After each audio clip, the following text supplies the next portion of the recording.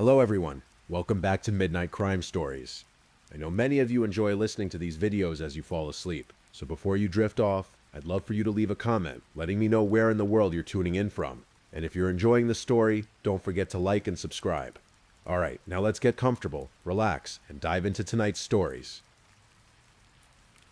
Tonight, we're traveling to Fargo, North Dakota to explore a case that shook a community and brought national attention to the crisis of missing and murdered Indigenous women. This is the story of Savannah Greywind, a young woman whose life was cut tragically short in the summer of... On a warm Saturday afternoon in August 2017, 22-year-old Savannah made a simple decision that would lead to an unthinkable tragedy. She agreed to help a neighbor with what seemed like an innocent request. What happened next would reveal the depths of human deception and the devastating consequences of a twisted plan. To understand this story, we need to first understand Savannah. She was 22 years old, 8 months pregnant, and living in a modest apartment building on the 200 block of 9th Street North in Fargo. This wasn't the kind of neighborhood that made headlines. It was working class, quiet, the sort of place where neighbors knew each other by name and children played in the courtyards. Savannah was a member of the Turtle Mountain Band of Chippewa Indians, and she carried with her the strength and resilience that had been passed down through generations of her family. She was excited about becoming a mother. Her pregnancy was progressing well, and she was just weeks away from holding her daughter in her arms. The apartment building where Savannah lived was a simple, multi-story structure. She shared her ground floor apartment with her mother, Natalie Greywind, and her younger brother. It was a close-knit family unit, the kind where everyone looked out for each other. Nuroder was protective of her daughter, especially now that Savannah was so close to giving birth. Above them, on the 3rd floor, lived a couple that Savannah had come to know casually, Brooke Cruz and William Hohen. To the outside world, they seemed like an ordinary couple, but beneath the surface, something dark was brewing. Brooke, 38 years old, had been telling people she was pregnant. She had been spinning this lie for months, creating an elaborate fiction about her own impending motherhood. The building itself was unremarkable. Aging carpet in the hallways, thin walls that let you hear your neighbors' conversations. The kind of place where rent was affordable but amenities were few. It was home to working families, single parents, and young couples trying to make ends meet. No one who lived there expected it to become the center of a national news story. Saturday, August 19th, 2017, started like any other weekend day for Savannah. The summer heat was beginning to show its first signs of breaking, and the afternoon sun filtered through the windows of her apartment. She was comfortable, settling into the final weeks of her pregnancy, with a particular mixture of excitement and impatience that comes with expecting a first child. At 1:24 p.m., Savannah received a text message that would change everything. It was from Brooke Cruz, her upstairs neighbor. Brooke was asking if Savannah would come up to her apartment to help with something. She wanted Savannah to model a dress for her. It seemed innocent enough, the kind of neighborly request that happens every day in apartment buildings across the country. But what Savannah didn't know was that this wasn't a spontaneous request. Brooke had been planning this moment for some time. She had been watching Savannah, observing her routine, noting when she was alone and when her family members were around. This wasn't about a dress at all. It was about something much more sinister. Brooke had been living a lie for months. She had been telling her boyfriend, William Hohen, and others in her life that she was pregnant. She had created social media posts about her pregnancy, had talked about baby names, had even gone so far as to create a baby registry, but Brooke wasn't pregnant. She never had been. The psychology behind this deception is complex and disturbing. Brooke had apparently convinced herself that she needed a baby to maintain her relationship with William. She had watched Savannah throughout her pregnancy, seeing in her everything that she was pretending to be, and at some point, in her twisted thinking, she had decided that Savannah's baby would become her baby. Savannah, unaware of any of this, saw no reason to refuse her neighbor's request. She texted her mother to let her know where she was going, a simple message that would later become crucial evidence. Going upstairs to model a dress, she wrote. It was 1:24 in the afternoon, and Savannah was being helpful, as was her nature.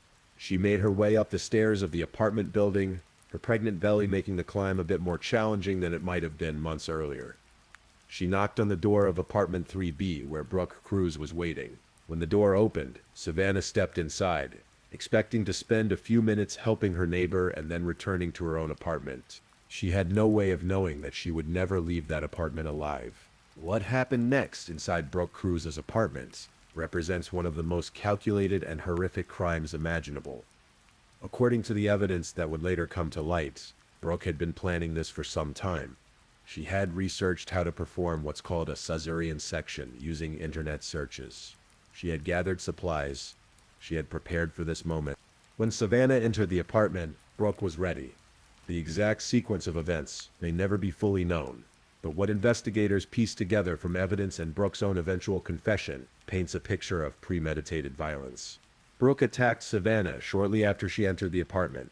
According to her later testimony, she struck Savannah in the head, causing her to lose consciousness. What followed was an act so unthinkable that it defies comprehension. Brooke cut Savannah's unborn baby from her womb while she was still alive. The medical examiner would later determine that Savannah died from blood loss and trauma. She was 8 months pregnant, just weeks away from her due date. Her baby, a daughter she had planned to name Heisley Joe, was born through this violent act and somehow survived. While this horror was unfolding, Savannah's mother, Nuroder, was at home, expecting her daughter to return shortly. When 2:30 p.m. came and went without word from Savannah, Nuroder began to worry. She sent her 16-year-old son upstairs to check on his sister. The boy knocked on the door of apartment 3B, but Brooke told him that Savannah had already left. This was the first lie in what would become a web of deception. Brooke was now in possession of a newborn baby, and she was prepared to claim it as her own. She had William Hone, her boyfriend, who may or may not have known the full extent of what had happened, but who was about to become complicit in the cover-up. At 4:30 p.m., when Savannah still hadn't returned home, Nuroder went upstairs herself. She knocked on Brooke's door and was again told that her daughter had left. But a mother's instinct told her something was wrong. Savannah was 8 months pregnant, responsible and in constant contact with her family. She wouldn't just disappear. By this time, Brooke had already begun putting her plan into motion. She had wrapped Savannah's body in plastic and was preparing to dispose of it. She had cleaned up the apartment and was ready to present the newborn baby as her own child, the culmination of a pregnancy that had never existed. The transformation from neighbor to killer, from helper to victim, had taken place in the span of just a few hours on what had started as an ordinary Saturday afternoon. At 4:30 p.m. on Saturday, August 19th, Natalie Greywind made the phone call that would officially begin the search for her daughter. She called the Fargo Police Department to report Savannah missing. It had been only 3 hours since Savannah had texted about going upstairs, but Nuroder knew in her heart that something was terribly wrong. The initial police response was measured, as is typical in missing person cases involving adults. Officers took the report, but there was no immediate sense of urgency. Adults have the right to come and go as they please, and it hadn't been very long since Savannah was last seen. But Nuroder was persistent, and she knew her daughter better than anyone. As evening fell on Saturday, family and friends began their own search. They walked the streets around the apartment building, calling Savannah's name. They checked nearby businesses, asking if anyone had seen a pregnant young woman. They posted on social media, reaching out to their networks for any information. The Fargo Police Department's initial investigation was routine. They interviewed Nuroder, took down the basic facts, and began the process of determining when and where Savannah was last seen. What they didn't know was that the person they needed to be looking at most closely was living just 2 floors above Savannah's apartment. Sunday, August 20th, brought no answers. The family's anxiety grew as the hours passed. They made flyers with Savannah's photo, describing her as 8 months pregnant, last seen wearing casual clothes. They distributed these throughout the neighborhood, hoping someone had seen something that might provide a clue. Meanwhile, Brooke Cruz and William Hone were maintaining their fiction. Brooke had a newborn baby that she was claiming was her own child, born prematurely. She had taken the baby to a hospital, saying she had given birth at home. The medical staff had questions. There was no record of Brooke's pregnancy, and the baby appeared to be full-term despite Brooke's claims of premature birth. This was where the plan began to show its weaknesses. Hospitals keep detailed records, Medical professionals are trained to spot inconsistencies. The baby was healthy and showed no signs of being premature. The staff began asking questions that Brooke couldn't answer satisfactorily.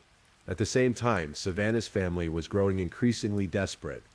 They organized larger search parties, reaching out to anyone who might help. Members of the Turtle Mountain Band of Chippewa Indians community rallied around the family, understanding that when indigenous women go missing, the response is often inadequate. The contrast between the two narratives playing out simultaneously is stark. On one hand, a family was desperately searching for their missing loved one, fearing the worst, but hoping for the best. On the other hand, the people responsible for her disappearance were going about their daily lives trying to maintain a lie that was already beginning to unravel. By Monday, August 21st, the police investigation began to take on more urgency. Savannah had been missing for more than 48 hours, and her family's concerns were legitimate. She was heavily pregnant, had no history of disappearing, and had last been seen going to help a neighbor. The pieces weren't adding up. As the investigation into Savannah's disappearance continued, the Fargo Police Department began to piece together a timeline of her last known movements. The text message she had sent to her mother at 1:24 p.m. on Saturday was crucial evidence. It established exactly where she was going and why.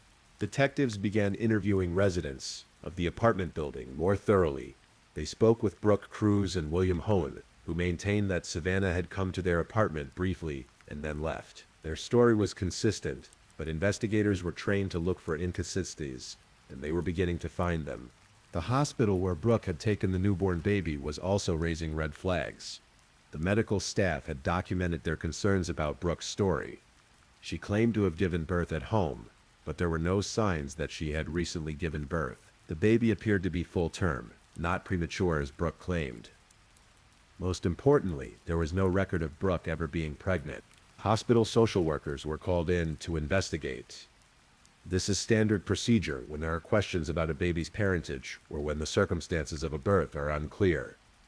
The baby was healthy, but the questions surrounding her arrival at the hospital were mounting. Meanwhile, the search for Savannah continued. Volunteers combed through parks, vacant lots, and wooded areas around Fargo.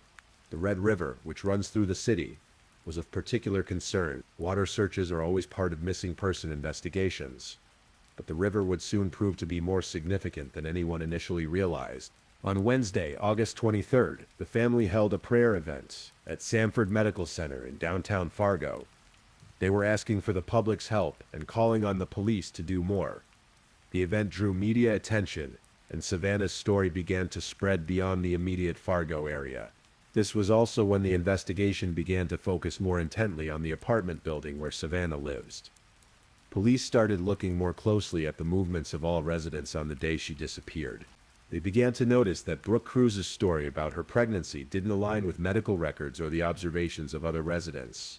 The breakthrough came when investigators decided to look more closely at the baby that Brooke claimed was hers.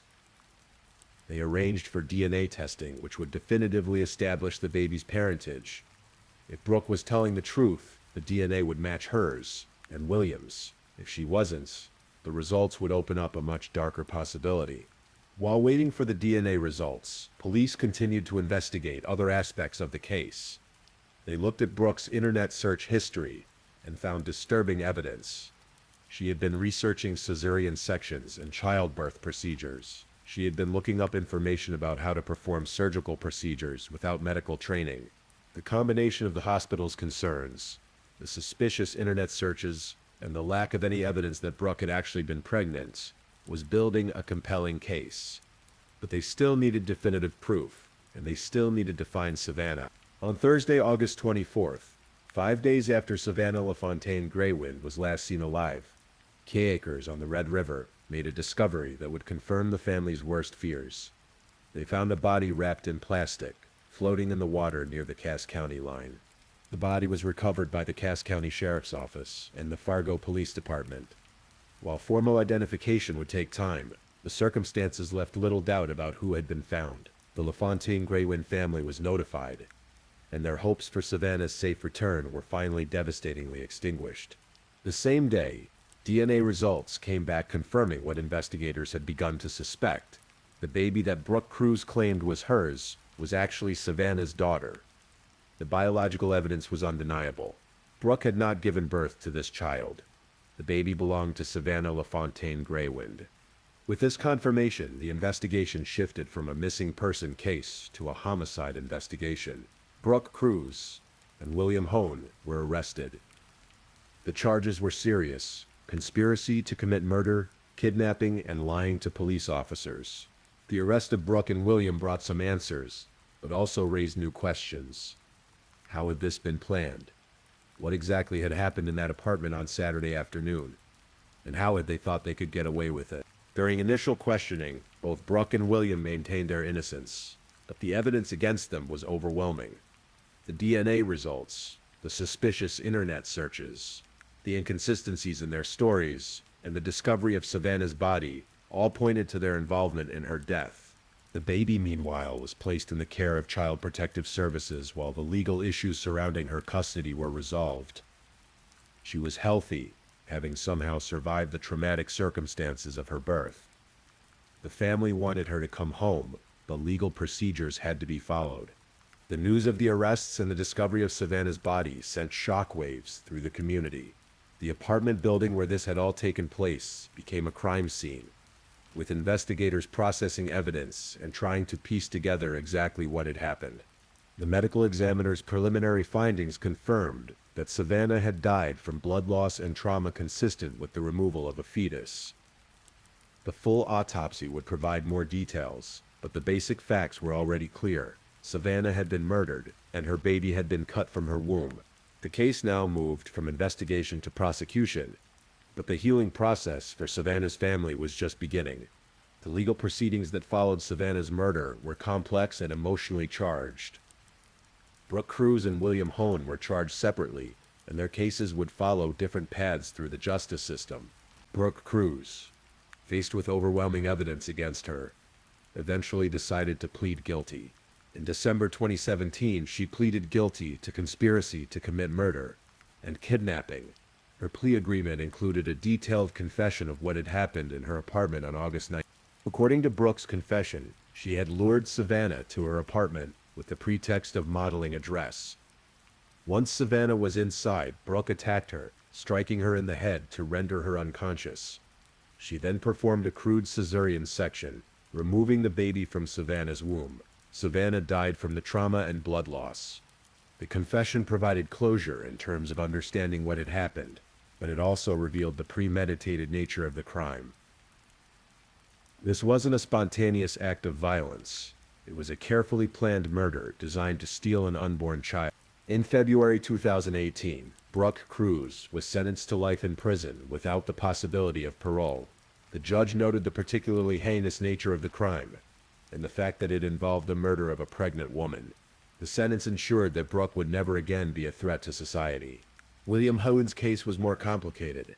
Prosecutors argued that he was part of the conspiracy, that he knew about the plan, and helped cover up the crime. Hone's defense team argued that he was unaware of what Brooke had done and that he had been deceived just like everyone else. The evidence against Hone was less clear-cut than the evidence against Brooke. While he had certainly lied to police and had helped dispose of evidence, proving that he was part of the original plan to murder Savannah was more challenging. Hone's trial took place in September 2018, nearly a year after the crime. The proceedings were closely watched by the community and by advocates for missing and murdered Indigenous women. The case had become a symbol of the violence that disproportionately affects Indigenous women in the United States. During the trial, Brooke Cruz testified against William Hone, describing the events of August 19th and Hone's role in the aftermath. Her testimony was crucial to the prosecution's case, but it was also the testimony of someone who had admitted to murder, which complicated its credibility. The jury ultimately acquitted Hone of conspiracy to commit murder, the most serious charge against him. However, he was convicted of conspiracy to commit kidnapping and lying to police officers. The mixed verdict reflected the complexity of his involvement in the crime. Hone was initially sentenced to life in prison, but this sentence was later reduced to 20 years after successful appeals. The reduction was controversial, with many in the community feeling that it was inadequate given the severity of the crime. The murder of Savannah LaFontaine Greywind had impacts that extended far beyond the immediate tragedy. Her death became a rallying point for advocates working to address the crisis of missing and murdered Indigenous women in the United States. Statistics show that Indigenous women face rates of violence that are significantly higher than the general population. They are more likely to be victims of murder, sexual assault, and domestic violence. Their cases often receive less media attention and fewer resources for investigation and prosecution. Savannah's case was different in that it did receive significant media coverage, but this only highlighted how many similar cases go unnoticed. Her death sparked conversations about the need for better protection for Indigenous women and more resources for investigating crimes against them. In 2018, Congress passed Savannah's Act, legislation named in her honor that requires the Department of Justice to coordinate with tribal governments and improve the response to missing and murdered Indigenous women cases. The law also requires better data collection and reporting on these crimes. Savannah's daughter, who survived the attack, was eventually placed with family members who could provide her with love and care. The baby's survival was seen as a miracle, a small light in the darkness of the tragedy. She would grow up knowing the story of her mother's love and sacrifice. The apartment building where the crime took place has returned to being a quiet residential complex, but the memory of what happened there remains. The community has found ways to honor Savannah's memory, including annual walks and memorial services. Her family continues to advocate for other missing and murdered Indigenous women. They have turned their grief into action, working to ensure that other families don't have to endure what they went through. Natalie Greywind has become a powerful voice for change, speaking at conferences and working with lawmakers. The case also highlighted the importance of community in times of crisis. The way that Savannah's family, friends, and community came together to search for her and support each other showed the strength of human connections in the face of unthinkable tragedy. As we conclude this story, we remember Savannah not just as a victim of a horrible crime, but as a young woman who was loved, who was excited about becoming a mother, and who deserved to live a full life with her daughter. Her legacy lives on in the legislation that bears her name, in the advocacy work of her family, and in the daughter who survived against all odds.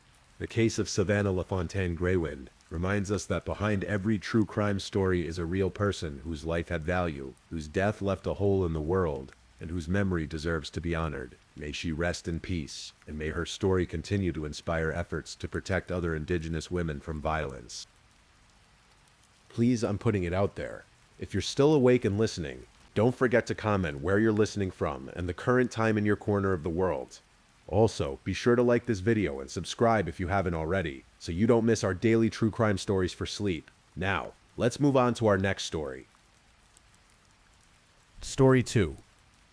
Tonight, we journey to Mobile, Alabama, to explore one of the most heartbreaking missing person cases that has captivated investigators and the community for over a decade. This is the story of Britney Robinson, a vibrant 14-year-old girl whose disappearance on a seemingly ordinary summer day in 2012 would unravel into a complex web of family dysfunction, mental illness, and unanswered questions that persist to this day.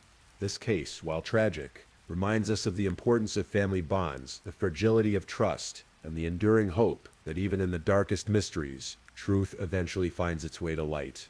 Britney Robinson was born into a world that would challenge her in ways no child should ever face. At 14 years old in the summer of 2012, she was a typical teenager navigating the complexities of adolescence, while dealing with circumstances far beyond her control. Britney lived with her mother, Tiana Hogue, in Mobile, Alabama, a port city known for its rich history and southern charm. Mobile sits along the Gulf Coast, where the warm, humid air carries the scent of magnolias and the distant sound of ships making their way through the bay. It's a city where families have deep roots, where everyone knows their neighbors, and where a missing child becomes everyone's concern. The relationship between Britney and her father, Demetric Al Hooper, was complicated by his ongoing battle with schizophrenia. Mental illness can strain even the strongest family bonds, and in this case, it created an unpredictable dynamic that would prove to have devastating consequences. Despite these challenges, Britney maintained a relationship with her father, visiting him periodically as many children of divorced parents do. Britney was described by those who knew her as a bright-spirited young woman with dreams and aspirations, typical of any teenager. She attended school regularly, had friends, and like many 14-year-olds, was beginning to develop her own sense of identity and independence. Her mother, Tiana, worked hard to provide stability in their household, creating a safe haven where Britney could be a normal teenager despite the complexities surrounding her father's condition. The summer of 2012 had started like any other for the Robinson family. June in Mobile brings the full force of southern summer weather, days that stretch long and hot, with afternoon thunderstorms that provide temporary relief from the humidity. Children spend their days swimming, playing outside until the streetlights come on, and savoring the freedom that summer vacation brings. For Britney, this particular summer would be different. She had been looking forward to spending some time with her father, a visit that had been planned as a brief 2-day stay. These visits were always carefully arranged, taking into consideration Demetric's mental health status and his ability to provide appropriate care for his daughter during her time with him. June 14, 2012, began as an ordinary Thursday morning in Mobile. The sun rose over Mobile Bay, casting long shadows across the quiet residential streets where families were starting their day. In households throughout the city, parents were getting ready for work. Children were sleeping in during their summer vacation, and the rhythms of daily life continued as they had for countless mornings before. For Britney Robinson, this morning held the excitement of seeing her father. She had been looking forward to this visit, a planned 2-day stay that would give her quality time with Demetric. Despite the challenges his mental illness presented, Britney loved her father and cherished the moments when they could connect and spend time together. The arrangements for the visit had been carefully made. Britney's aunt would be responsible for transportation, driving her to Demetric's home on McCovery Road in Mobile. This wasn't unusual. Family members often helped facilitate these visits, ensuring that Britney could maintain her relationship with her father while also providing an extra layer of oversight and support. At 9:00 a.m., Britney's aunt pulled up to the modest home on McCovery Road, where Demetric Hooper lived. The neighborhood was quiet, typical of residential areas where working families had already left for their daily routines. Trees lined the street, providing shade from what would soon become another scorching Alabama summer day. Britney was excited as she gathered her things for the visit. She had packed clothes for 2 days, perhaps brought along some of her favorite books or music, and was looking forward to spending this time with her father. At 14, she was old enough to appreciate these visits, and young enough to still enjoy the simple pleasure of having her father's undivided attention. The aunt watched as Britney walked up to the front door, her father greeting her with what appeared to be genuine happiness at seeing his daughter. There were no signs of distress, no indication that anything was amiss. This appeared to be just another routine visit, the kind that had happened many times before without incident. As the aunt drove away from McCovery Road that morning, she had no way of knowing that this would be the last time anyone would see Britney Robinson alive. The image of her niece walking confidently toward her father's house, ready for what she expected to be enjoyable 2 days, would become frozen in time, as the final confirmed sighting of a young girl, whose fate would become one of Mobile's most enduring mysteries. The morning continued peacefully in the neighborhood. Neighbors went about their routines, unaware that something tragic might be unfolding just houses away from their own. Children played in nearby yards, cars moved slowly down the residential streets, and life in this corner of Mobile continued its normal pace. But inside the house on McCovery Road, something went terribly wrong. What should have been a joyful reunion between father and daughter became the beginning of a mystery that would consume investigators, devastate a family, and leave a community searching for answers that seemed impossible to find. The house itself would later become a focal point of intense scrutiny. Investigators would search every room, every closet, every possible hiding place, looking for clues about what happened to Britney in those first crucial hours after her arrival. But the house, like Demetric himself, would keep its secrets, offering no clear answers about the fate of the 14-year-old girl who had walked through its front door full of anticipation for time with her father. The first sign that something was wrong came not from a dramatic event, but from the absence of the ordinary. 2 days passed, and Britney did not return home as planned. There was no phone call from her father explaining a delay, no message from Britney herself asking to extend her visit. There was simply silence where there should have been communication. In many families, this might have been dismissed as poor communication, or a change of plans that hadn't been properly conveyed. But Tiana Hogue knew her daughter well. Britney was responsible for her age, and she understood the importance of staying in touch with her mother. The silence was completely out of character. and it sent alarm bells ringing in a mother's intuitive heart. June 16th passed without word. June 17th brought no news. By June 18th, Tiana's concern had transformed into genuine fear. She tried calling Demetric's house repeatedly, but there was no answer. The phone would ring and ring, echoing in what she imagined to be an empty house, though she had no way of knowing if anyone was there or not. The decision to involve authorities wasn't made lightly. In some families, calling the police on a relative is seen as a betrayal, a crossing of lines that can never be uncrossed. But Tiana's maternal instincts overrode any concerns about family loyalty. Something was wrong, and she needed help finding her daughter.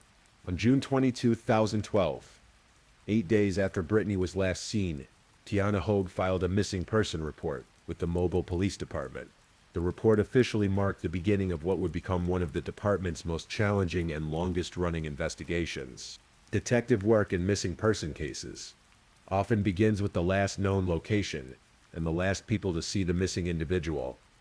In Britney's case, both of these led directly to Demetric Hooper and his house on McCovery Road. This created an immediate complication for investigators. The primary person of interest was also the father of the missing child, someone who should have been their greatest ally in the search for answers. When investigators first attempted to interview Demetric about his daughter's disappearance, they encountered a man whose mental illness made standard interrogation techniques challenging. Schizophrenia can affect a person's ability to communicate clearly, their perception of reality, and their emotional responses to situations. Determining whether Demetric's behavior was the result of his mental condition, grief over his missing daughter, or potential guilt became an immediate challenge for the investigation team.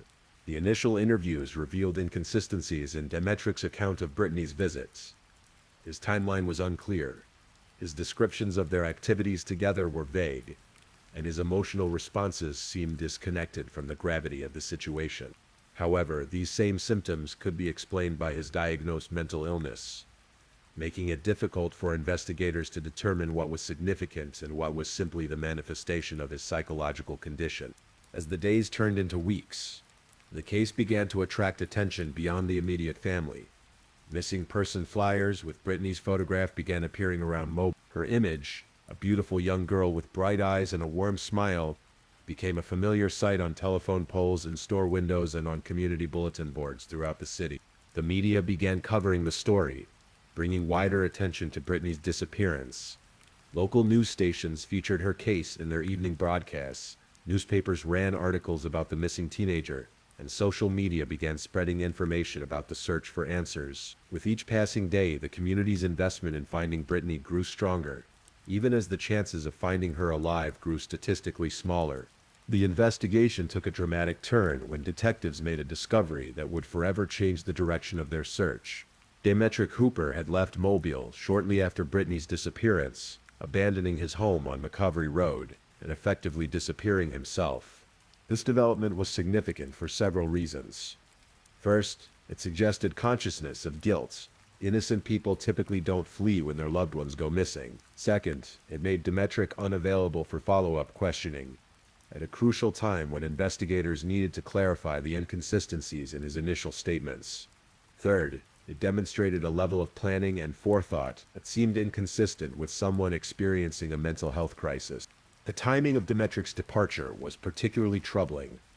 Rather than staying in Mobile to help search for his daughter, to answer questions from investigators, or to support the family during this crisis, he had chosen to leave town. This decision would have devastating consequences for the investigation and for his relationship with law enforcement. For 6 weeks, Demetric Hooper was a man without a fixed address. During this time, investigators had no way to continue their interviews with him, no opportunity to ask follow-up questions that might have clarified the timeline of Britney's disappearance, and no chance to observe his behavior and demeanor as the investigation progressed. The warrant for Demetric's arrest was issued not for murder or kidnapping, but for interfering with a police investigation. This charge reflected the legal reality that while investigators strongly suspected Demetric's involvement in his daughter's disappearance, they didn't yet have enough evidence to support more serious charges. The interference charge provided them with the legal authority to bring him back for questioning and to prevent him from continuing to evade their investigation. While Demetric was missing, the investigation continued on multiple fronts. Detectives conducted extensive searches of his abandoned home on McCovery Road. Looking for any evidence that might explain what had happened to Britney, they interviewed neighbors, trying to establish whether anyone had seen or heard anything unusual during the time Britney was supposed to be visiting her father.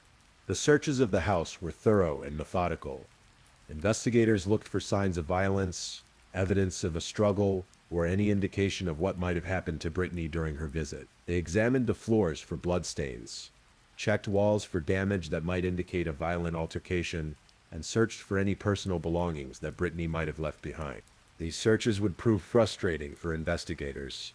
The house yielded no clear evidence of what had happened to Britney.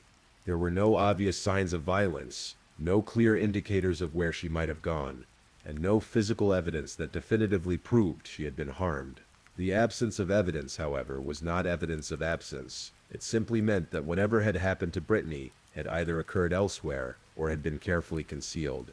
The discovery of Demetric's location came through an unexpected channel. Rather than being found through detective work or fugitive tracking, he was located at a mental health facility in Arkansas. This revelation added another layer of complexity to the case and raised questions about his mental state during the time Britney was missing. The news that Demetric Hooper had been found at a mental health facility in Arkansas 6 weeks after his daughter's disappearance created a mixture of relief and frustration for investigators. On one hand, they finally knew where he was and could potentially resume their questioning. On the other hand, his location raised new questions about his mental states and his ability to provide reliable information about Britney's fate. Mental health facilities serve as sanctuaries for individuals experiencing psychiatric crises, providing treatment, medication management, and a safe environment for people whose grip on reality may be tenuous. For someone with schizophrenia like Demetric, such a facility could represent a necessary retreat from overwhelming circumstances, whether those circumstances were related to guilt, grief, or the progression of his mental illness. The fact that Demetric had sought treatment voluntarily suggested that he recognized his need for help. This could be interpreted in several ways. Perhaps the stress of his daughter's disappearance had exacerbated his mental illness, driving him to seek professional assistance. Alternatively, if he was responsible for Britney's disappearance, the psychological burden of his actions might have pushed him toward a mental health crisis requiring immediate intervention. For investigators, Demetric's hospitalization presented both opportunities and challenges.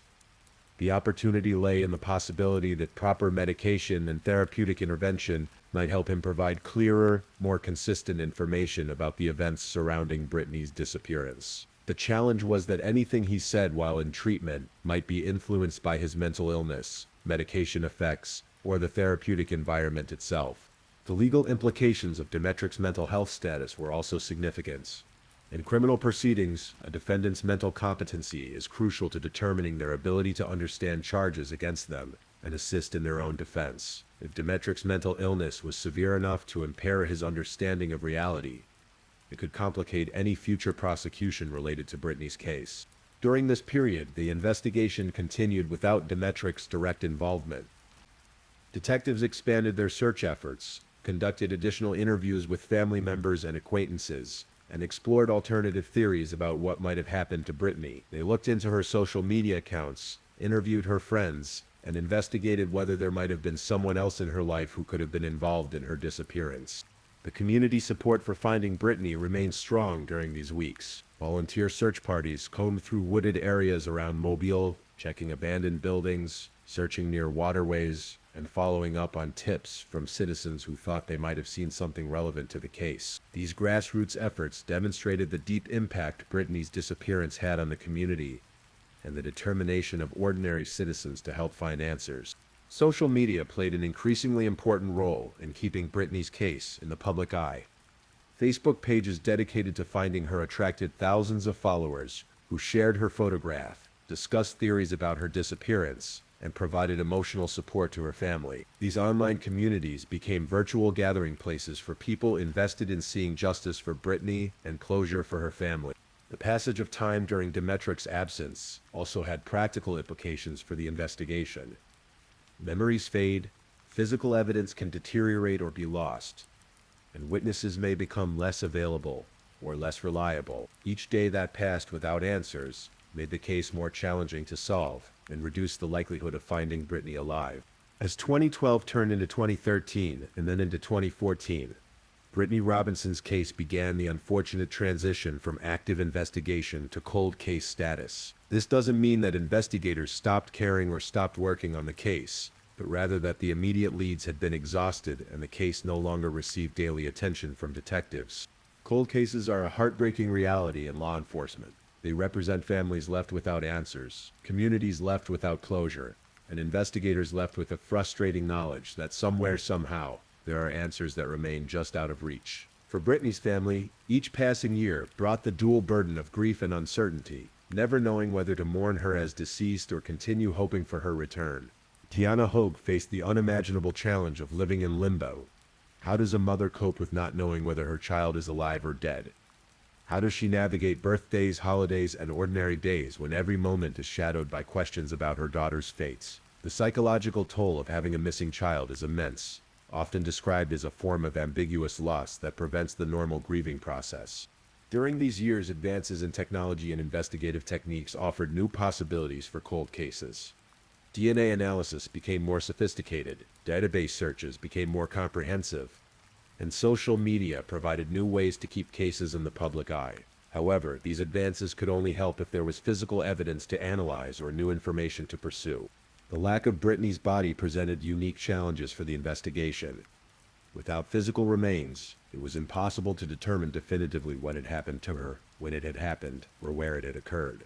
This absence of evidence made it extremely difficult to build a case against any potential suspect, regardless of how strong investigators' suspicions might be. Demetric Hooper's life, during these years, remained largely out of the public eye. His mental health status, his living situation, and his own thoughts about his daughter's disappearance were private matters that investigators could only speculate about. The passage of time might have provided him with opportunities to reflect on the events of June 2012, but it also gave him time to construct new narratives or further distance himself from whatever had actually occurred. The case periodically received renewed attention through media coverage, particularly around the anniversary of Britney's disappearance.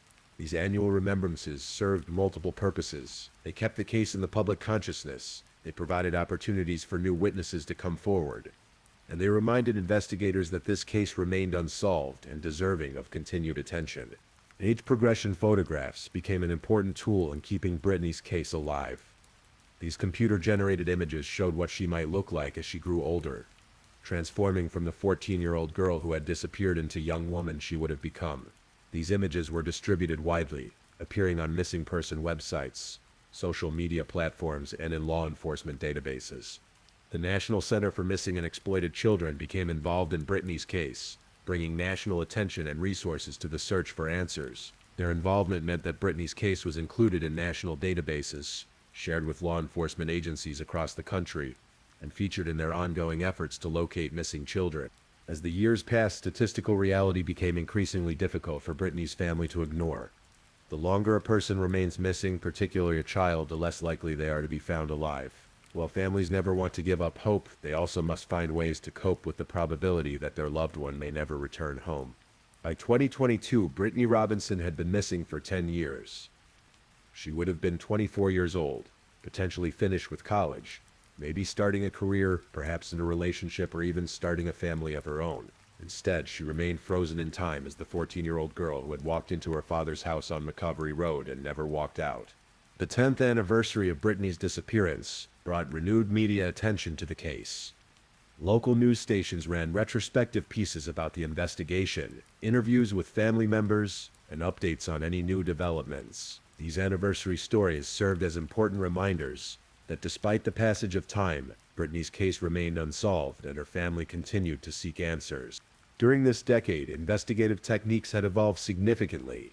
Cold case units became more common in police departments. Specialized teams were developed to handle long unsolved cases, and new technologies offered fresh approaches to old evidence. Advanced DNA testing, improved database searches, and sophisticated analytical techniques provided tools that hadn't been available when Britney first disappeared. The role of social media in keeping cold cases alive also expanded dramatically during these years.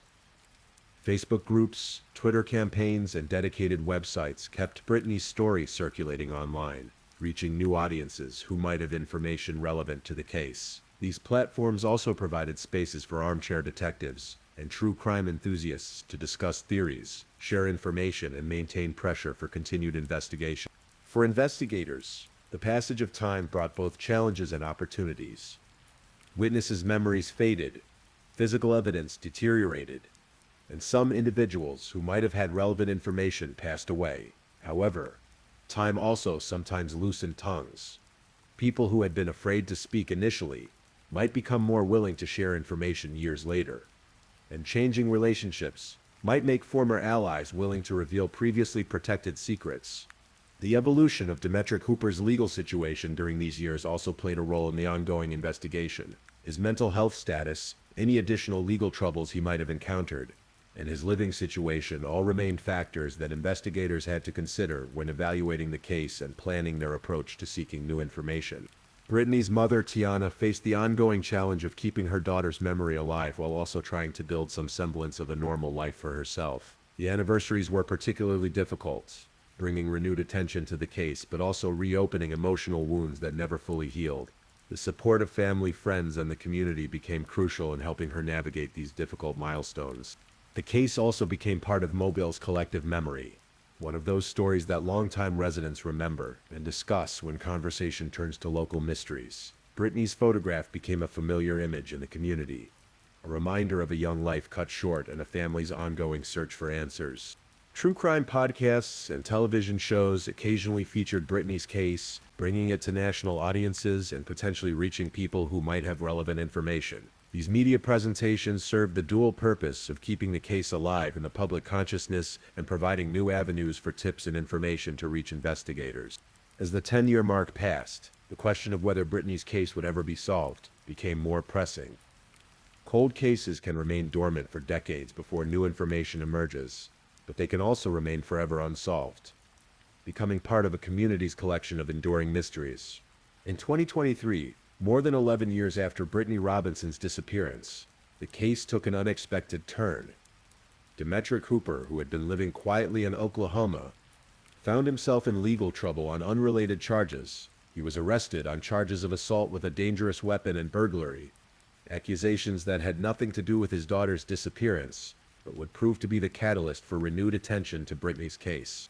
The arrest in Oklahoma meant that Demetric was once again in custody and potentially available for questioning about his daughter's fate. For investigators in Mobile who had been waiting more than a decade for another opportunity to interview him, this development represented an unexpected chance to pursue new leads in a case that had gone cold. While Demetric sat in an Oklahoma jail awaiting trial on the assault and burglary charges, investigators in Mobile were working with prosecutors to determine whether they finally had enough evidence to pursue murder charges in Britney's case. This decision would not be made lightly. Prosecuting a murder case without a body is always challenging, and the passage of time had not made their case any stronger. The Cold Case Squad at the Mobile Police Department, working in conjunction with the District Attorney's Office, conducted a thorough review of all the evidence gathered over the previous 11 years. They re-examined witness statements, reviewed forensic evidence, and considered whether new investigative techniques might provide fresh insights into what had happened to Britney. Mobile County District Attorney Keith Blackwood became a key figure in the decision to move forward with murder charges. His office had to weigh the strength of the evidence against the challenges of prosecuting a case that was more than a decade old and lacked the most crucial piece of evidence: Britney's body. In February 2024, a Mobile County grand jury made a decision that would send shockwaves through the community and provide a measure of satisfaction to Britney's family. They indicted Demetric Hooper for murder in connection with his daughter's disappearance. This indictment represented a significant development in a case that many had begun to believe would never see justice.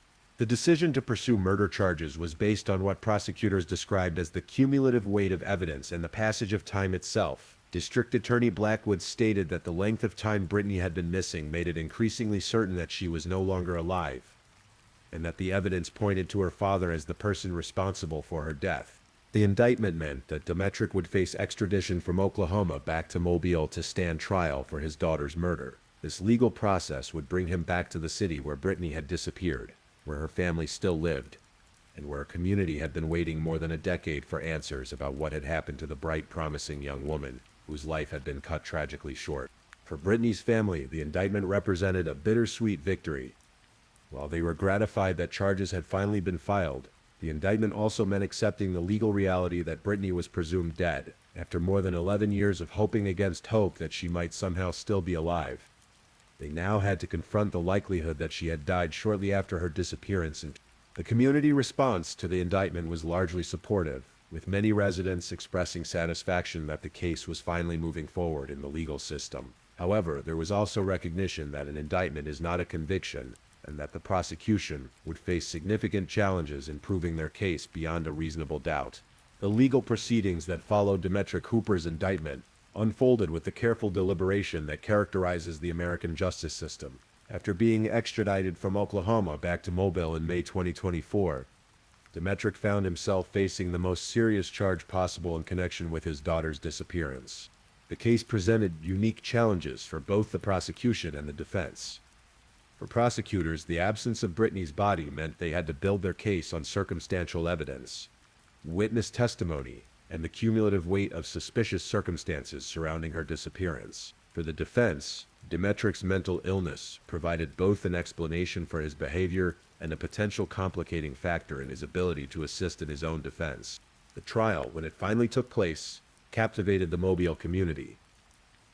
After more than 12 years of speculation, theories, and unanswered questions, residents finally had the opportunity to hear the evidence presented in a formal legal setting. The courtroom was filled with community members, media representatives, and family members who had waited more than a decade for this moment. However, the American justice system requires proof beyond a reasonable doubt, and despite the strong suspicions that had surrounded Demetric Hooper for more than a decade, the jury ultimately found him not guilty of murder in connection with Britney's disappearance. This verdict, delivered in June 2025, meant that Demetric would walk free from the charges related to his daughter's case. The not guilty verdict was devastating for Britney's family and supporters who had hoped that the trial would finally provide answers and justice. However, it also demonstrated the high standard of proof required in criminal cases and the challenges inherent in prosecuting cases without physical evidence of the crime. For the community, the verdict raised complex questions about justice, evidence, and the nature of truth. Many people remained convinced of Demetric's guilt despite the jury's decision, while others accepted the verdict as evidence that the case against him had not been as strong as many had believed. The case remains officially unsolved, and Britney Robinson is still considered a missing person rather than a confirmed homicide victim. Her disappearance continues to haunt the Mobile community and serves as a reminder of the many missing person cases that never receive the resolution that families desperately seek. As we conclude this story, Britney would now be 27 years old. Somewhere, her story continues, either in whatever fate befell her in June 2012, or in the memories of those who knew and loved her. Her case serves as a reminder of the fragility of life, the complexity of family relationships, and the enduring impact that one person's disappearance can have on an entire community. The search for truth in Britney's case may never end, but her memory lives on in the hearts of those who refuse to forget her, and in the ongoing efforts of investigators who continue to hope that someday, somehow, the answers will finally emerge. Please, if you're enjoying the stories, don't forget to comment where you're listening from and the current time in your corner of the world. Also, be sure to like this video and subscribe if you haven't already, so you don't miss our daily true crime stories for sleep. Now, let's move on to our next story. Story 3. Tonight, we journey to the suburbs of Colorado, where the digital age collided with ancient darkness in one of the most disturbing cases of recent memory. This is a story that challenges our understanding of human desperation, the dangers lurking in online spaces, and the tragic consequences when mental health struggles meet predatory behavior. The case of Natalie Bolinger is unlike many others we explore. It's a story that begins not with a traditional crime scene, but with a Craigslist advertisement. A digital cry for help that would ultimately lead to tragedy. It's a case that raises uncomfortable questions about suicide, murder, and the blurred lines between victim and perpetrator in our modern connected world. On December 28, 2017, 19-year-old Natalie Bolinger disappeared from Broomfield, Colorado. What followed was an investigation that would uncover a web of online communications, drug use, mental health struggles, and ultimately a cold-blooded killing that shocked investigators and left a family shattered. This isn't just a story about a single crime. It's a window into the dangers that young people face in the digital age, the complexity of mental health issues, and the predators who exploit vulnerability for their own dark purposes. It's also a story about a young woman whose life was cut tragically short, and the family who loved her, and continues to seek answers about what really happened in her final days. Natalie's story forces us to confront difficult questions about responsibility, exploitation, and the thin line between helping someone in crisis and taking advantage of their desperation. As we explore this case, we'll see how the end of the internet can become a hunting ground for those who prey on the vulnerable, and how a young woman's cry for help became the instrument of her own destruction. To understand the tragedy that befell Natalie Bolinger, we must first understand who she was as a person, her dreams, her struggles, and the circumstances that led to her fateful encounter with Joseph Lopez in December. Natalie was born in Westminster, Colorado in 1998, into a family that would experience its share of upheaval and change. Her life was marked by frequent moves, taking her from Colorado to Rhode Island, and then to Virginia, where she spent part of her teenage years. This constant relocation, while not uncommon in many American families, meant that Natalie had to repeatedly adapt to new environments, make new friends, and establish herself in new communities. By all accounts, Natalie was an intelligent and ambitious young woman. Despite the challenges of frequent moves and family instability, she had managed to excel academically and had earned a scholarship to pursue her dream of becoming a registered nurse. This achievement spoke to her determination and her desire to help others, qualities that made her tragic end all the more heartbreaking. At 19, Natalie had returned to Colorado, living in Broomfield, a suburb northwest of Denver, known for its family-friendly atmosphere and strong sense of community. She was attending Churchland High School as she worked to complete her education, having fallen behind due to the various moves and transitions in her life. But rather than seeing this as a setback, Natalie viewed it as an opportunity to get back on track and pursue her goals. However, beneath the surface of her academic achievements and future plans, Natalie was struggling with issues that many young adults face, but which were particularly acute in her case. She had been battling depression and had experienced suicidal thoughts, a struggle that she had been dealing with for some time. This wasn't uncommon. Mental health issues affect millions of teenagers and young adults, and the transition to adulthood can be particularly challenging for those dealing with depression and anxiety. Compounding her mental health struggles was Natalie's relationship with drugs, particularly heroin. Drug addiction is a disease that affects people from all walks of life, all socioeconomic backgrounds, and all levels of intelligence and ambition. For Natalie, drugs may have initially seemed like a way to cope with her depression and the various stresses in her life, but they quickly became another source of pain and complication.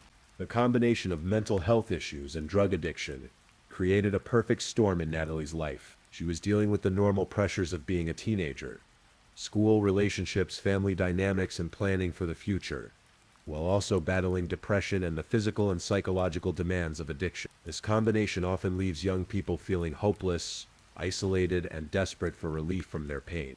Natalie's family was aware of her struggles to some degree, but like many families dealing with mental health and addiction issues, they may not have fully understood the depth of her despair. Mental illness often hides behind smiles and achievements, and even those closest to someone can miss the signs of how serious their internal struggle has become. In the weeks leading up to her disappearance, Natalie's mental state appears to have deteriorated significantly. The holidays can be particularly difficult for people struggling with depression, as the contrast between expected joy and internal pain can feel overwhelming. The pressure to appear happy and grateful during family gatherings can be exhausting for someone who is fighting just to get through each day. It was during this period of intense emotional pain that Natalie would make a decision that would change everything. Whether driven by genuine suicidal ideation, a cry for help, or some combination of both, she would turn to the internet, specifically to Craigslist, in a way that would ultimately seal her fate. The internet, which had promised to connect us all and provide resources and support for those in need, would instead become the medium through which Natalie would encounter the person who would end her life. Her story serves as a stark reminder of how the anonymity and accessibility of online platforms can be exploited by those with malicious intents, and how vulnerable people seeking help can instead find predators waiting to take advantage of their desperation. In late December 2017, as Natalie Bolinger struggled with her depression and addiction, she made a decision that would have fatal consequences. she posted an advertisement on Craigslist with the shocking title, "I want to put a hit on myself." This advertisement represents one of the most disturbing aspects of Natalie's case. Whether it was a genuine request for assistance with suicide, a cry for help, or perhaps both, it opened the door to a world of predators who would see her vulnerability as an opportunity rather than a reason for compassion. Craigslist, launched in 1995, had by 2017 become one of the most popular classified advertising websites in the world. People used it to sell items, find housing, seek employment, and connect with others for various purposes. But the site's minimal moderation and emphasis on anonymity had also made it a haven for illegal activities, including prostitution, drug dealing, and worse. The personals section of Craigslist had become particularly notorious for facilitating encounters that ranged from the merely inappropriate to the criminal. While many people used these sections legitimately to find relationships or companionship, others used them to prey on vulnerable individuals, engage in illegal activities, or worse. Natalie's advertisement was posted in this environment, a digital Wild West, where anonymity ruled and predators lurked behind fake personas and promises. Her post, with its explicit title about wanting to put a hit on herself, would attract responses from various types of people. Some genuinely concerned individuals who might try to talk her out of her plan.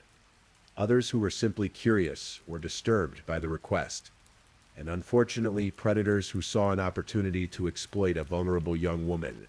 The exact content of Natalie's advertisement beyond the title is not fully known, but the title itself was clear enough to attract the attention of Joseph Michael Lopez, a 22-year-old man who would claim that he responded to her ad and agreed to help her die. Whether Lopez was motivated by money, some twisted sense of helping someone in pain, or darker impulses entirely, his response to Natalie's advertisement would set in motion the events that would lead to her death. The fact that Natalie turned to Craigslist rather than seeking help from mental health professionals, friends, or family speaks to the isolation and desperation she must have been feeling. For someone in the depths of depression and addiction, reaching out for traditional help can feel impossible. The stigma surrounding mental illness and addiction, combined with feelings of shame and hopelessness, can make it seem easier to seek anonymous help online rather than face the judgment of people who know you. This is one of the most tragic aspects of Natalie's story. Her advertisement on Craigslist may have been in part a cry for help, a way of expressing her pain and desperation to the world in hopes that someone would care enough to help her find a different path. Instead, it attracted someone who would exploit her vulnerability for his own purposes. The anonymity that made Craigslist appealing to Natalie also made it the perfect hunting ground for predators like Lopez. He could respond to her advertisement without revealing his true identity or intentions, could build a relationship with her through text messages and phone calls, without her knowing who he really was, and could arrange to meet her in person while maintaining the fiction that he was simply responding to her request. The digital age has created new opportunities for both connection and exploitation. While the internet has enabled many people to find help, support, and community they might not otherwise have access to, it has also created new ways for predators to find and exploit vulnerable individuals. Natalie's case represents the dark side of this digital connectivity, the way that anonymity and distance can enable people to do things they might never do in face-to-face interactions. As we'll see, the relationship that developed between Natalie and Lopez through their online communications was built on deception from the beginning, with Lopez presenting himself as someone willing to help her end her pain while potentially having much darker motivations for agreeing to meet her. Joseph Michael Lopez was 22 years old in December 2017, just 3 years older than Natalie Bolinger, but the similarities between them ended there. While Natalie was struggling with mental health issues and addiction, fighting to complete her education and build a future for herself, Lopez was living a very different kind of life, one that would ultimately intersect with Natalie's in the most tragic way possible. Lopez lived in the Denver area, not far from where Natalie was staying in Broomfield. He was familiar with the online world of Craigslist and its various sections, including the personals ads, where people sought everything from casual encounters to more serious relationships. But Lopez's interest in these ads appears to have been more predatory than social. When he encountered Natalie's advertisement titled, "I want to put a hit on myself," Lopez saw an opportunity. Rather than responding with concern, offering resources for mental health help, or simply ignoring an obviously troubling post, he chose to engage with a vulnerable young woman who was clearly in crisis. This decision reveals something fundamental about Lopez's character and mindset. He was someone who was willing to exploit rather than help someone in desperate need. Lopez would later claim that he genuinely believed he was helping Natalie by agreeing to kill her, suggesting that he saw himself as providing a service she had requested. But this rationalization ignores several crucial facts. First, that assisted suicide is illegal in Colorado. Second, that someone in the depths of depression and addiction may not be capable of making rational decisions about ending their life. And third, that there were many other ways he could have responded to her advertisement that might have actually helped her. The fact that Lopez owned a gun, a Glock 9mm pistol, made him particularly dangerous.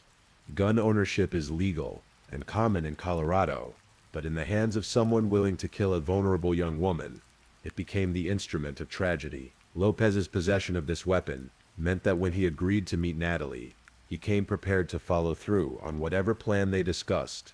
As Lopez and Natalie began communicating through text messages, a relationship developed that was fundamentally unequal and exploitative. Lopez held all the power in their interactions. He was older, more stable, armed, and apparently mentally healthy, while Natalie was struggling with addiction, depression, and suicidal thoughts. Rather than using his position of relative strength to help her find resources or talk her out of her desperate plan, Lopez encouraged and facilitated it. The text messages between Lopez and Natalie, more than 100 of them exchanged on the night she died, would later become crucial evidence in the case against him. These messages likely revealed the progression of their relationship from initial contact through the planning of their meeting, and possibly their discussion of how her death would be carried out. What makes Lopez's actions particularly disturbing is that he had multiple opportunities to change course.